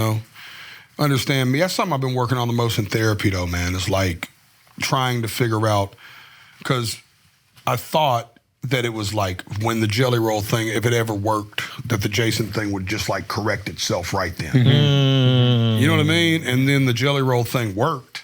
And it's like, oh no, I'm still fucking feel like shit about myself. Like this isn't, you know what I mean? Like, so it's like, but I'm working through it, man. I feel good. I think I'm taking the right steps. And I think that's the somehow I think that's why a lot of times people who achieve success, especially in the arts that have that line of thinking, get more depressed with their success. Because they're like, once I'm on top of the world, I'll feel good, I'll love myself, I'll be happy. And then you're on top of the world, you have everything you dreamed of, and you don't, and you're like, fuck, what's gonna change it? And then you go to alcohol, you go to drugs or whatever. I think that's why a lot of, you see musicians killing themselves. They're like, I have it, I'm touring around the world, I have everything that should make me happy. But the only thing that's gonna do it is doing that work, man. And you gotta do that work, man. It's like, and I've been doing that work, and it's like, I'm also like a doomsday guy. Like, I just assume like, I got the #1 song right now on country radio. While I'm sitting on this couch, I got the #1 song on country radio right this moment. And it's like, I am petrified of next week's chart. Wait, why? Because You it's might like, not be #1. I won't be #1 next week, and it's like, can I do it again? Do I have another one of those? Like, the critic, the instant doomsday guy starts getting inside of me. You know what I mean? Like, it's just like, it's so crazy because I describe to people, it's like the greatest feeling on earth is having a song work, and the worst feeling on earth is watching the song run its course. Yeah. Because then you're like, and I thought about this. I can always go back and sing Save Me the rest of my life. And once again, the comparison, but just hear me out. Yeah. You got to come up with something fresh every fucking year. Yep. Yeah. And it's so when I start to get really scared, I think of you. I think of my friends that are like Theo, like my comedian friends that are like comedians, and I'm like, damn, this has got to be how they feel the day their special comes out. Like there has to be this moment of like, you're watching the numbers, you're like, we fucking did it. The fucking special worked. You know what I'm saying? It's fucking rolling. God damn it, you're all high-fiving. And then there's got to be a moment where you sit in a room by yourself shortly after that and go, how do I do it again? Oh, fuck, I got to figure that out again. I feel that. I'm filming my special in like 3 weeks, and already in the back of my mind, it's like, yo, let's say this goes amazingly like I put in the work for it to do. Am I out of material? What's going to happen? What am I going to do? I think I'm fresh out. Yeah. So we'll see. Where are you filming it at? Houston. I'm running it tonight. If you're not busy, come through. Dope. I'm running tonight in New York. Yeah, it's I remember after the last special, I took a bunch of time off. I was like, I don't want to rush this. I just want to come back to it naturally when I have something to say. I told the agents, and of course they're like, hey, we just had time to book some shows. And I'm just like, we'll do it when it's ready. And my first few times on stage, I got off stage and I was like, I think I've already said everything. I don't think I have anything else to say. And it was the weirdest feeling. That's scary. And I was terrified. I was like, holy shit. Because I probably took maybe 6 months off from stand-up. I didn't take 6 months off from stand-up for 17 years or 15 years, however long I've been doing stand-up. I was like, fuck, if I said everything. And I kept going up. And then it was like my brain reorganized itself back into stand-up. Wow. It's like 6 months. It's almost like not working a muscle for 6 months. It's going to start to atrophy a little bit. Right. But then you get up there, start working, and like my brain just started making these comedy connections again. Like it started working in terms of bits, and then life presented itself, and inspiration came, and then What a way to say that. Life presented itself. Yeah, because I was avoiding it. Like Yeah. I was avoiding it, like looking at it in terms of stand-up. I would look at it in terms of podcasting and that kind of stuff, but I was avoiding like just kind of what is frustrating you? What is, I was avoiding using stand-up for what I've always used it as, right? This like my most expressive outlet, right? Like the thing that I care about the most in terms of art, And then things started happening, it started coming together, and it started coming alive, and I started getting really excited about it, and it was an awesome experience. But I didn't book a single show, and I knew if I booked a show, I would chase what worked. And I was like, I need months without a single fucking show to chase the art. Right. And what I want to do that's new, and what I want to do that's different. What is that in your world? What does chasing the art in that place mean? Are you like what I popping up at authentically clubs care about. then? Say what? Are you popping up at clubs at that time then? If you're not booking shows? I'm popping up at clubs, and then once I feel like I had enough time, I would like, okay, maybe I'll do like a club weekend, And it was just like slowly, but I'd get up at the New York Comedy Club, I'd get up at the Comedy Cellar, and I'd try to get up 16 times a week. And I'm like, what is there? What am I focusing on? What do I care about? And not what will make me money. If you have a podcast that you can live off of, and you aren't being as pure and authentic with your comedy as you can, you're wasting your time. Because you can pay the bills here. Right. So this can be real. Right. If you know what I mean? Like Right. I understand if you make your living on stand-up only, and you've got houses and you got your kids and in private schools and stuff, and it's like, okay, you got to get that new hour ready, and this is how you pay the bills, and like do what works and have as much fun as you possibly can in it. But we're fucking so lucky, Right. that we get to explore and Yeah. experiment and fail until we find something that is uniquely ours. And I feel like I'd be wasting the opportunity if I didn't do it. But then coming together and like finding it, like working on it, yeah, it's just the best. That is one thing I think that sometimes I get upset when I see there's certain creators that I think that are like really artistic. It doesn't have to be even stand-up. I feel like they're artists. And I think sometimes the attention addiction gets a hold of them. And I think they sometimes give up the art Right. for that attention thing. And I wonder if they will regret that later on. I tell you what, man, I think it's a battle I'm having now with management where I'm like, yo, when I come off the road in the middle of October, I was like, I need 6 weeks of my life, because since I got shot out of the cannon 2 years ago, I haven't had 6 weeks of life where I felt I had any autonomy. Yeah. And I was like, you gotta let me have it. And it's not that I need a break. I do need a break. Yeah. But it's that I know my personality. When you give me some downtime, on day 3, after I played Call of Duty for 3 days straight for 18 hours a day, Yeah.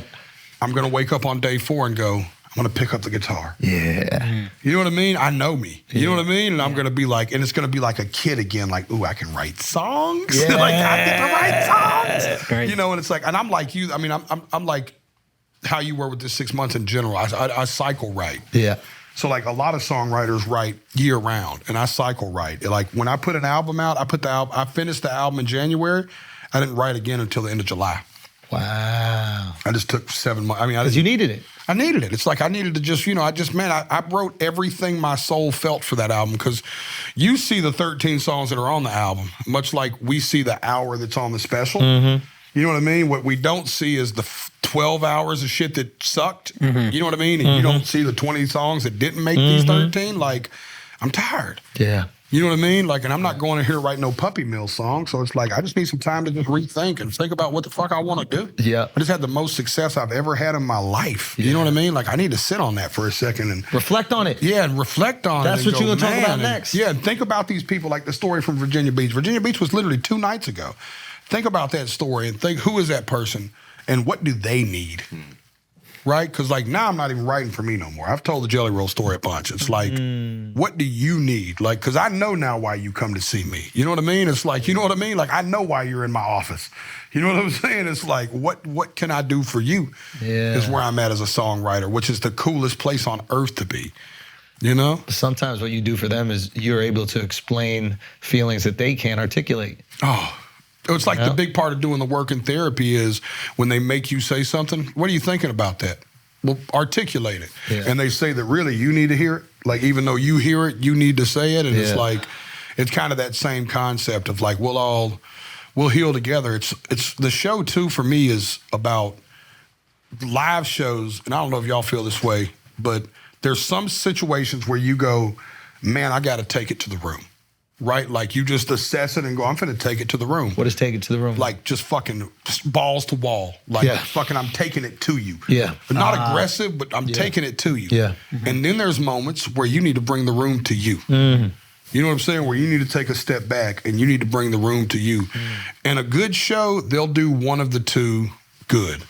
A great show, they'll do both good. Yeah. You know what I'm saying? Yeah. It's like, and like Taylor's an example of a girl who, like, there was moments in her set when she gets on the piano where you watch 70,000 people feel as if they're sitting Indian style around that piano together. Yeah. You know what I'm saying? Like 100%. They're looking up to their big sister that's finna, just like whatever big sister does is finna go. Yeah. You know what I mean? Like, it's Christmas Day at the house. Like, that's such a skill set that that is such a thing in our business of like knowing the difference between when you take it to the room and when you bring the room to you. And like, funny, we joked about him earlier, but Garth Brooks taught me that. Like, watching Garth Brooks live it's insane. I've went to see him 10, 12, 13 times. Wow. And I've sat everywhere from section 304 up there by Jesus with my back to the roof. And I've sat down on the floor. And every time there was so many moments in his set where I felt like I was in his living room. Yeah. You know what I mean? And then there was moments in his set where I felt like I was at a fucking gym where he was working us out. You know what I mean? Like, that's another big part of it. Like, there's moments in the set where it's like, we're all going to blow our... Like, I strategically put songs in places to know that we're going to need a break after these 2 songs. Like, all of us, as a group. You know what I'm saying? Like, we don't need to scream and put our hands up for a song. Yeah. Like, all that's that's the art stuff that I get, like, I stay up at night and obsess about and romanticize with the set list. You know what I mean? It's like, how do I create this Sunday service in the South? Like, how do I bring you to I want you to feel like you were in a 100-person Baptist church on a Sunday. That's how I want you to feel when you leave my show. I want you to feel like that's what you just experienced, you know? And that's a big part of the art. Sorry, you said something that made me realize why I think music transcends, specifically your music. You were talking about therapy. I remember a therapist telling me one time, all therapy is just trying to figure out how to take your feelings and put them into words. What am I actually feeling and express them? Your music does that for millions of people. They have these deep, maybe dark, whatever feelings. You put them so beautifully into words. I think that's why people attach themselves to you and your music so strongly. Thank you. Like, these things I feel that I can't express, this guy expresses them so profoundly. And it's the Willie Nelson thing, right? Y'all know much about Willie? No Willie fans here? It's all right. I respect him, but I'll educate you on the God. So Willie has this really cool thing where, like, you know, if nothing else, you know the prestige of Willie. Like, you think of Willie right now, you think bandana. Do you know anything about Willie, Alex? Nah, okay. Absolutely. Okay, I can tell you were the only one that was genuinely looking at me like, I really don't know what you're talking about. He's got brains. Schultz was like, yeah, I mean, we know who Willie is. But Legend. Yeah, it's like, he wears this bandana.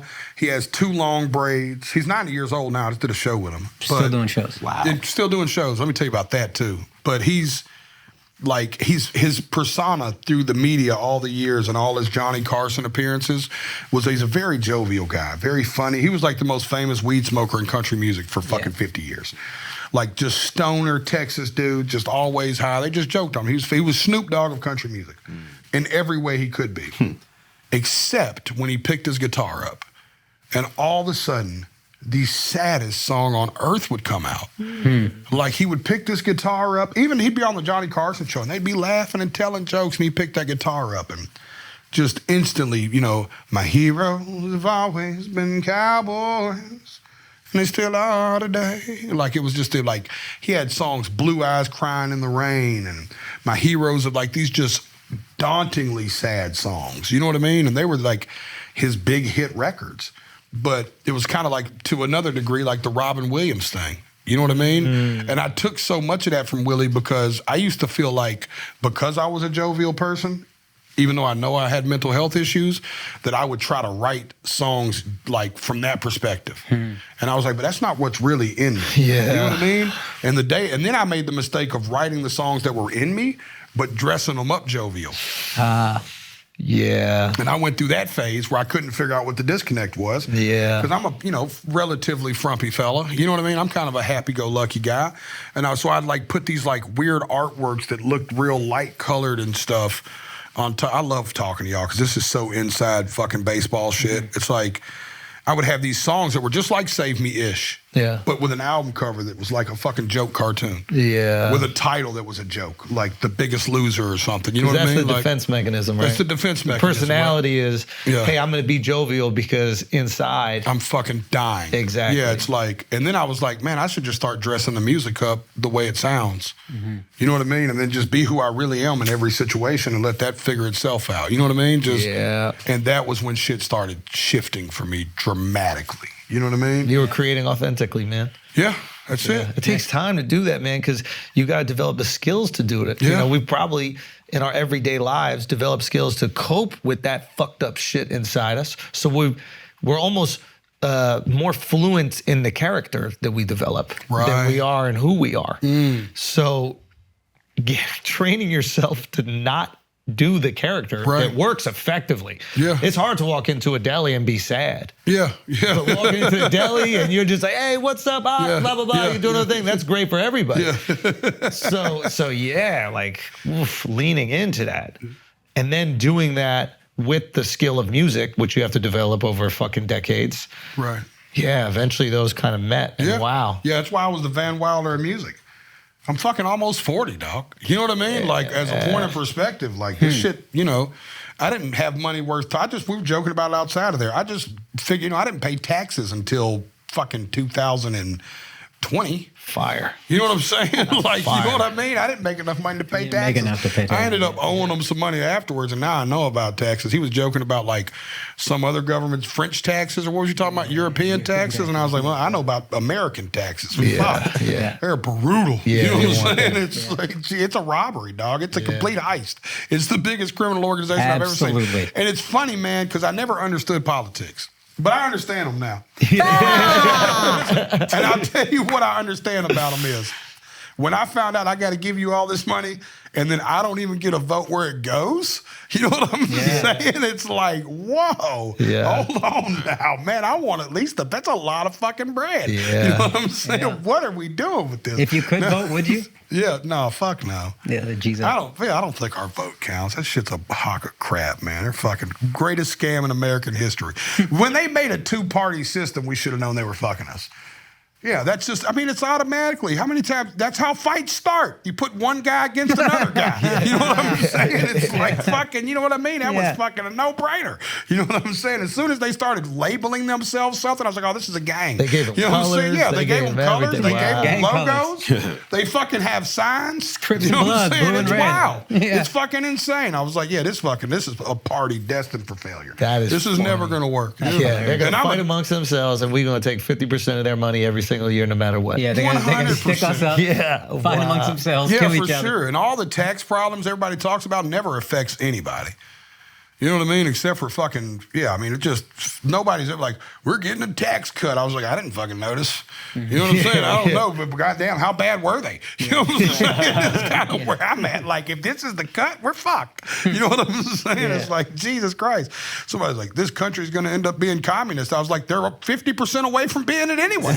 You know what I'm saying? It's We halfway there. What are you talking about? You know what I'm saying? Y'all are fighting the fucking inevitable, dude. I bet taxes used to be 10%. 43%. I bet there's some old dude right now that if you told him we're paying 43% or whatever fucking we're paying, he'd be like, there's no fucking way. Why'd we fight the Germans? Exactly. Apparently, they used to be dumb high during wartime. They were like 70% or some crazy shit like that. I think that was during Teddy Roosevelt, stuff like that. There was some, for the super rich, he had some crazy tax rate. But can I transition? I want to ask you about the new album. Oh, please. Which you said is a reconciliation of your relationship with the church. Yes. What was it before? What is it after? I'm very interested in your view on God and spirituality and faith. Yeah, man. That's why I hate this podcast. It's like, we'll laugh, but tell us something about God. It's like, that's a good subject to get me in trouble. Dude, it's like, when I was 14, I have time to tell this full story because I want to share it in like its detail. If you don't mind. My daughter is just turned 15, okay?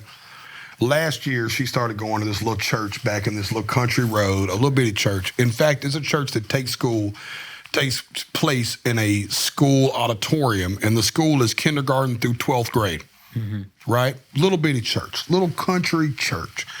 20 of the 100 members are kids from her high school. And I was like, this is last summer, and I'm like, when I was 14, the summer of that summer was the last year that I ever attended a church. I got baptized that same summer and caught my first robbery case that same summer. Wow. So all these feelings are coming back up in me as she's like pounding me, because you know what people do when they find a church. You know, gotta come, you gotta come. It's like what they do, and I think that's cool. So I was like, I should go. So I go, because I'm a father, you know what I mean? You support your kid. And like I tell people, if the kid wanted to play fucking cricket, I'd have learned about cricket. It's a great game. You know what I mean? Like I'm in. Like, you know what I mean? Like I would have read a book on soccer for dummies if the kid wanted to play soccer. So I'm like, I'm going to church. And when I show up, I'm like, it was the first time in a long time that I wasn't mad at the church. You know, because like there's just so much room for error and that whole belief system. I don't want to get too deep into that because I'll get in trouble, but it's just weird. And I was just in there like, and I grew up a Christian kid. I got a cross on my face. You know what I mean? But I was like, I started looking at it from the people, not the preacher. And I was like, why are they here? And that changed my perspective of the church that afternoon. I was like, man, these people's intention is pure, at least in this little building. They're coming in here trying to cleanse something. They're trying to be better people. They're trying to set an example for their children, core principles of life, moral compasses. Like, they're not in here to create. This is like truly a safe space for these people. Like, this is like, and it made me think about, why did I go to church when I was that age? What drew me to the church? And it was all my friends went. Why did I get baptized? And what led me to, and then of course I spent 10 years after that in jail reading nothing but religious material. I mean, I read about everything you can. I didn't get my GED till I was in my mid-20s in jail. I'm a completely uneducated man. If you had to ask me what grade I completed, I'd say like 7th, I think was the last grade I actually like graduated to the next grade. You know what I mean? So I'm talking to Bailey about all this stuff. And when we leave that church that next day, I'm like, yo, you won't believe this, kid, but I used to go to a little church like this. And I got baptized when I was your age. And I had a bunch of homies. And I went on to, could have went one of two ways in life. And I went the wild route. So, and she kind of didn't believe me. And I was like, no, I'm telling you, dude, it's like the same church. It was called Whitsitt Chapel Baptist Church. It was on this little country road in the back ass of Antioch, between Antioch and Donaldson, sat across from the lake. Finally, one day I'd take her. I'm like, I bet the building's still there. Bro, I pulled up, the building hasn't changed at all. Wow. Like, I think they added a carport that I didn't put on the album cover. Like, literally a carport, you know, like for some sweet old lady that, like, it's a 100-person church. And when I left there, I had wrote probably 100 songs at that point towards my debut country album. And I realized that I wasn't writing in the spirit that I like to write in.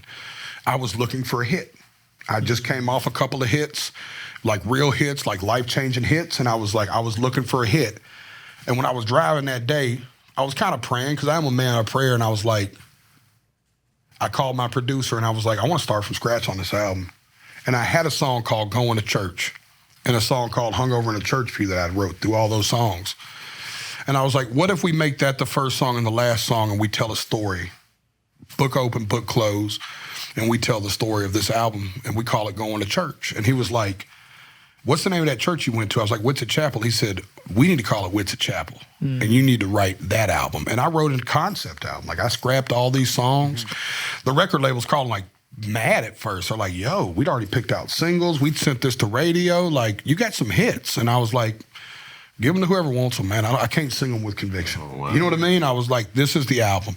And they, you know, I'm in creative control and they love me. And they were like, we trust you. Sight unheard. I just turned the album in and they listen. And the head of the label, Jonathan Loba, who changed my whole life, I love you, Loba, calls me and he's like in tears. He's like, yo, this is like, he's like, I'll never forget him saying this because I hope he's right. He said, you're going to get nominated for a Grammy for this album. Wow. He was like, this is special. This is like the president of BMG. He's like, this is so the right thing to do, and nobody questioned it. And it was like, my reconciliation came from like, I still think what the church is doing, to answer your question directly, I still think what they're doing is wrong, but I think that the spirit of which people go to these churches is more, and I try to judge things based on intent. And I never seen the intent like I did watching my daughter and them go to that church. Can I ask, you don't have to put it in if you don't, what do you think is wrong about the church? Well, you can put this in. I just think that they're, you know, I think that you can't pander to people that to think that we're all stupid enough not to be free thinkers. And I hate that this like Jesus and the church is going to die again. Jesus is going to die all over again if they don't find a way to portray him the way he was historically known to be. Not the version of which y'all let Constantine and all these people come together and figure this out under the Constantine. I read the Constantine Sword book about how this all came together. It's like, when you look at that stuff, it's like, if you look at the history facts of Jesus, which I think favor Christianity in this weird way, when you look at those, that dude is not the dude y'all have turned him into. Like, y'all have Americanized Jesus and used him as a way of not only propaganda, but you've weaponized God. You have weaponized God. You know what I mean? And it's like, that was the opposite of who Jesus was. The same people that you were like criticizing and going against are the only people that Jesus had a relationship with in the Bible. You know what the first miracle was in the Bible? Pop quiz. The first miracle talked about in the whole Bible. Yeah. He turned water into wine for his mother at a wedding reception. If we judge that alone, regardless of how you feel about Jesus, if you believe in it or not, to the side, his mother comes up to him. So she knows he can do crazy shit, right? Because she walks up like, yo, I need a favor, right? Imagine this, right? You know, and Jesus was like, and he calls her woman. He goes, what, woman? In the Bible. Shows me he's a little bit sassy. Yeah. Right? You know what I mean? And she goes, in so many words, I need a party trick here. Yeah. Like fucking, this is like a really whack party. Like, she only talks to God when she needs a favor. Yeah, she only talks to God when she needs a favor. Yeah. Right? She's like, yo, can you like do something about this? He says it's not my time, which leads me to believe that she's probably seen him resurrect a squirrel or something. I don't know. You know what I mean? She knows he can do something. And she hits him with the please. And just like any other good son who loves his mom, turns water into wine. You're telling me this dude gives a fuck about gay people? Like, you're telling me that's what his focus was in life at that era? Like, that's something he'd be concerned with in this era of life? This dude fucking, first thing he did was a party favor. Yeah. And then if you look at his history, he did nothing but protect town whores, prostitutes, people in jail. Like the famous story of the throwing stones, let he who without sin cast his first stone. He was protecting a prostitute. Pharisees come into the temple at one point and they ask him about an adulterer, dude having an affair, right? And that's when he does he said, in so many words, and the Christians get so mad when I fuck y'all anyways. And he's like, so many words, he's like, hey man, what about this girl over here? She's cheating on her husband. He goes, y'all ain't never fucked around on your girl? Literally, that's what he says in the Jesus way. It's like, you ain't never cheated on your bitch? Ever? And these dudes are like, well, he's like, then shut the fuck up. He never looked up from the dirt. It says in the scripture that he was drawing in the dirt. Doodling is what that relays down to. He was just fucking around in the dirt with a stick. Never even looked up at the Pharisees. He was just like, y'all motherfuckers, come on, dude, you're cheating on your girl too. Leave that girl alone. It's crazy. But then somebody like my wife's the first person I watch those kind of Christian women persecute. It's like, man, that's the opposite of what that dude was doing. So that's my problem with the church. It's like, even if we just go by the 4 books that y'all call the only 4 accounts of him, this dude ran around with 12 thugs. If he was here today, he'd be on a fucking Harley. He'd be going to a bar. You know what I'm saying? It's like, I'll give you another one. You ready for this? He flipped a table over in the temple. You remember this story? And he said, don't make a merchant of my father's house. Yet every mega church in America sells CDs and books and fucking coffee. Yeah. There's Starbucks in these places. It's like they're so picky and choosy. Yeah. The church is so like, well, hold on. It fits our agenda to really nail in on this one thing that was said in Leviticus.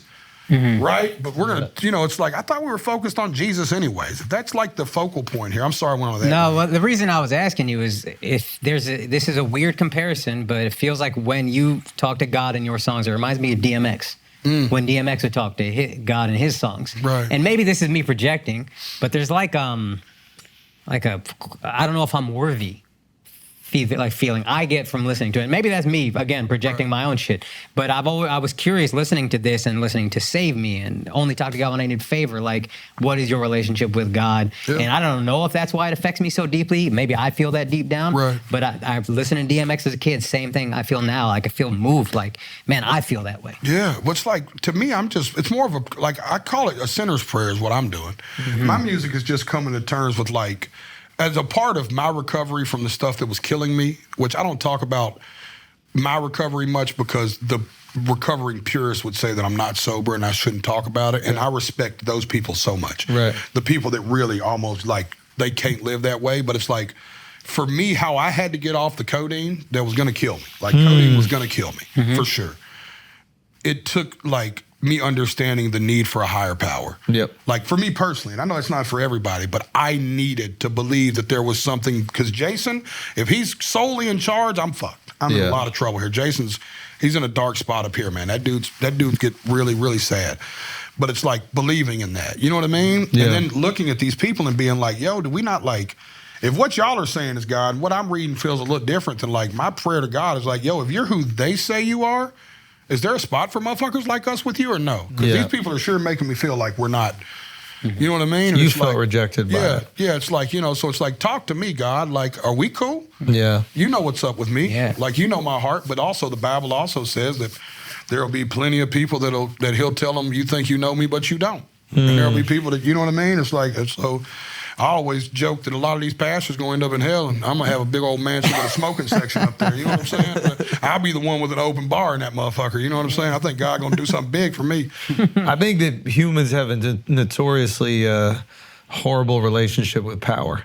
And when you put people in power, usually shitty things happen, or the worst part of them comes out. Right. And I think that a lot of times religion is used for nefarious intent.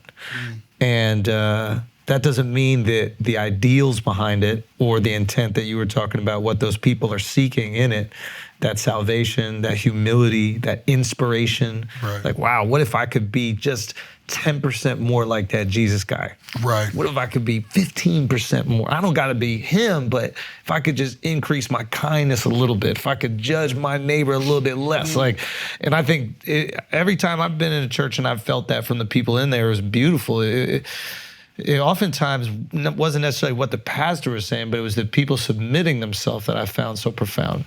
And I find that even when I go to concerts, as silly as that is, seeing someone submit themselves to someone else who makes them feel fantastic or feel sad. Oh, yeah. Or feel anything. Right. So I understand your feeling about it. And maybe if you had a talk with a pastor, he might be like, yo, you onto something, bro. Yeah. A few of them. They might be frustrated with the same things you're frustrated with. Man, I'm telling you, I've had more pastors reach out since Witsit Chapel and just speak out and go, hey, man, you might not, some of these Christian people might be against your message right now, but I think more people are hearing about God through your music than people have heard about God in a long time. And he's like, and I think you're talking to people about God who otherwise would have never heard about him at all. So them hearing about him in any way is kind of... Because they might feel immediately rejected, kind of like how you felt. For sure. You just automatically feel like, yeah, I don't fit that mold for that particular thing, you know? And the problem I do have, as you say that, is that the people that are Jesus is the only way. I get that, he's the way, the light. I understand the scripture, but like, you just can't take away my free thought here. Like, you just can't lead me to believe, like, Jesus is a piece of this puzzle. I had a lot of work I need to do. You know what I mean? Like this, you know, it's just irrational at times. I always think about it as like it's almost like a life hack, you know? Yeah. Where it's just like, hey, if you kind of do the things that guy did, maybe you're experiencing heaven here. Right. Like if you're helping your neighbor, you actually feel good. Yeah. And they probably figured that out over a few thousand years. Yeah. And anytime you're either helping somebody, anytime you're, lending a hand or just lending an ear, just listening, lack of judgment. Like I feel better when somebody opens up to me. I feel better. Oh, yeah. I don't know why the fuck that is. Yeah. So maybe the best way to communicate that to the people back in the day was, hey, there's this guy and he lived this exact life and you should try to live a life like that because he's the Son of God. And all the while they're going, man, these people are going to really feel better about themselves once they start living this life. Yes. So who knows what it is. Right. But yeah, I kind of look at it as life hacks for humanity. There's very few things that I see, and I'm talking about like the old school things. I'm not talking about every single thing in the Bible. I haven't read the Bible, so I can't tell you. But in terms of like living a life like Jesus would live, or Muhammad would live, right? Or I don't know about Abraham, bro. Right. Yeah, look how little dicey there. Some of the old school characters, it gets crazy. All that shit. That's another thing though, is that like, I could bore you with this shit, but like a lot of that shit that's in the Old Testament, how it even made it. Yeah. When I started getting into that, I was like, yo, this is weird. Like I'm uncomfortable. Shit was weird back then. Yeah, it was weird, dude. It just like, it's crazy kind of. I mean, but like, shit was weird. That's what I'm trying to say. Like if you're looking at 3,500 years ago. Oh yeah. Shit was weird. Yeah. And we're really just guessing. Shit was weird 80 years ago. We used to put 4-year-olds in a chimney. Do you know what I mean? Like there was a 4-year-old walking down the street in blackface because he had soot all over him from just going up and down a chimney. That was a normal fucking thing. Yeah. So my mom used to smoke cigarettes with the windows up in the car. I think about that now. You know what I'm saying? 20 years ago, yeah. That gave you your raspy voice. That's where your voice came from. That was like crazy normal. Yeah. You know what I mean? Like I think about that now all the time when I'm like, I have a song called I Hope Heaven Has a Smoking Section. Yeah. And I realize the older I get, the more disconnected that song's going to become to this generation. Because like, it meant a lot to me because I remember when Shoney's had a smoking section. Why don't they just vape in heaven? Yeah. It's like, what? People smoke? But it's just, fucking awesome, dude. Brother, thank you so much for being here, man. It's awesome to see what's happening with you. It's awesome to see your success. It's awesome to see you thriving in success. Not everybody is built for success, and it looks like you built for it, man. It's so cool to, man, it's so cool to see you taking your life seriously, your health seriously, and like really pushing, You're not wasting this opportunity that you've earned, but also I'm sure a humble guy like yourself would feel like you've been given it. So there's luck that goes into this shit as well. So it's really awesome to see everything working out. Dude, and I can't wait to see you play where the Titans play, my bro. We'll be at that one. I love y'all boys. Y'all got to come. Yo, my dream in life was we both played our first like amphitheater, sheddish venue at the same time down in Dallas, Texas, right? The that's Toyota right. Center. You remember that? Toyota Center, Yeah. Y'all played it like a week before me. Yeah. And sold it out. It was such a just big, huge deal. It's the first time I played one that big too. And I remember I came and y'all left a bottle of tequila with me. The promoter's like, yo, Schultz's team? I'm like, yeah. They're like, yo, Schultz and them left you this tequila. And my dream for all of us is in the next 2 years that we're on NBA arena tours. Let's do it. We're doing that for each other every fucking night. Hell yeah. You know what I mean? Every night we're just grabbing the promoter like, yo, I see Jelly will be through here in like 30 days. No, we got to leave pranks, Put bro. this, it's got to fuck with each other. We'll just make a whole fucking thing about it. Yeah. I love y'all, man. I don't want to get off this pod without telling you how proud of y'all I am. It's been cool. You too, baby. I've been seeing you do your thing. Thank you, brother. I'm watching all y'all. I almost caught the homie down in Nashville. I missed him. I tried to drag him to a, did he tell you? No. I tried to take him to a Blink 182. If I didn't have to come back for this, I would have been there with you. Yeah, I hit him that Sunday like, yo, I missed the show last night. I was like, but I got us backstage at Blink 182. I'm coming to get you. He's like, I just fucking laughed. Yeah. But man, I just love y'all, man. I've been watching from afar, dude. It's just like fucking, I stay in touch anyways, but it's just all boats float, baby. We're coming out, man. We're coming out to a show. Yeah. We love you, dog. Everybody go check out Jelly Live. Go watch all his stuff on YouTube. Listen to it everywhere. JellyRoll615.com. I think it's just Jelly Roll on YouTube or The Real Jelly Roll. I'm pretty much found, man. You'll see me. Look me up, baby. JellyRoll615.com, though. That's where the tickets are. Get it. Listen, if you fucking live near Rapid City, South Dakota, This one show. I'm sorry, y'all. Y'all got y'all shit is big. Y'all shit is real big. Get it. So listen, this is a big deal. If you live in Rapid City, South Dakota, I am pleading with you to not let this be the only show on this tour that don't sell out. Please, y'all. I'm begging. I'm almost to the point of willing to import people to South Dakota if I have to. Because it's like, I'm going to sell out 43 cities in Rapid City, South Dakota. You're fucking the whole funk sway up of this tour. I need like 3,500 of you motherfuckers to go buy a ticket like today. When's the show? It's in like a month and a half. It's like September or something. They got plenty of time. Like late September. Like, please, y'all, Rapid City, South Dakota, especially. Go buy a ticket to anywhere. But I think we're going to be okay in most of these markets. But Rapid City, every time I check the ticket count, I'm just like, I know where I'm retiring. You know what I'm saying? Rapid City, get out there. Jelly Roll, we love you, my brother. Thank you so much for coming on. Yeah.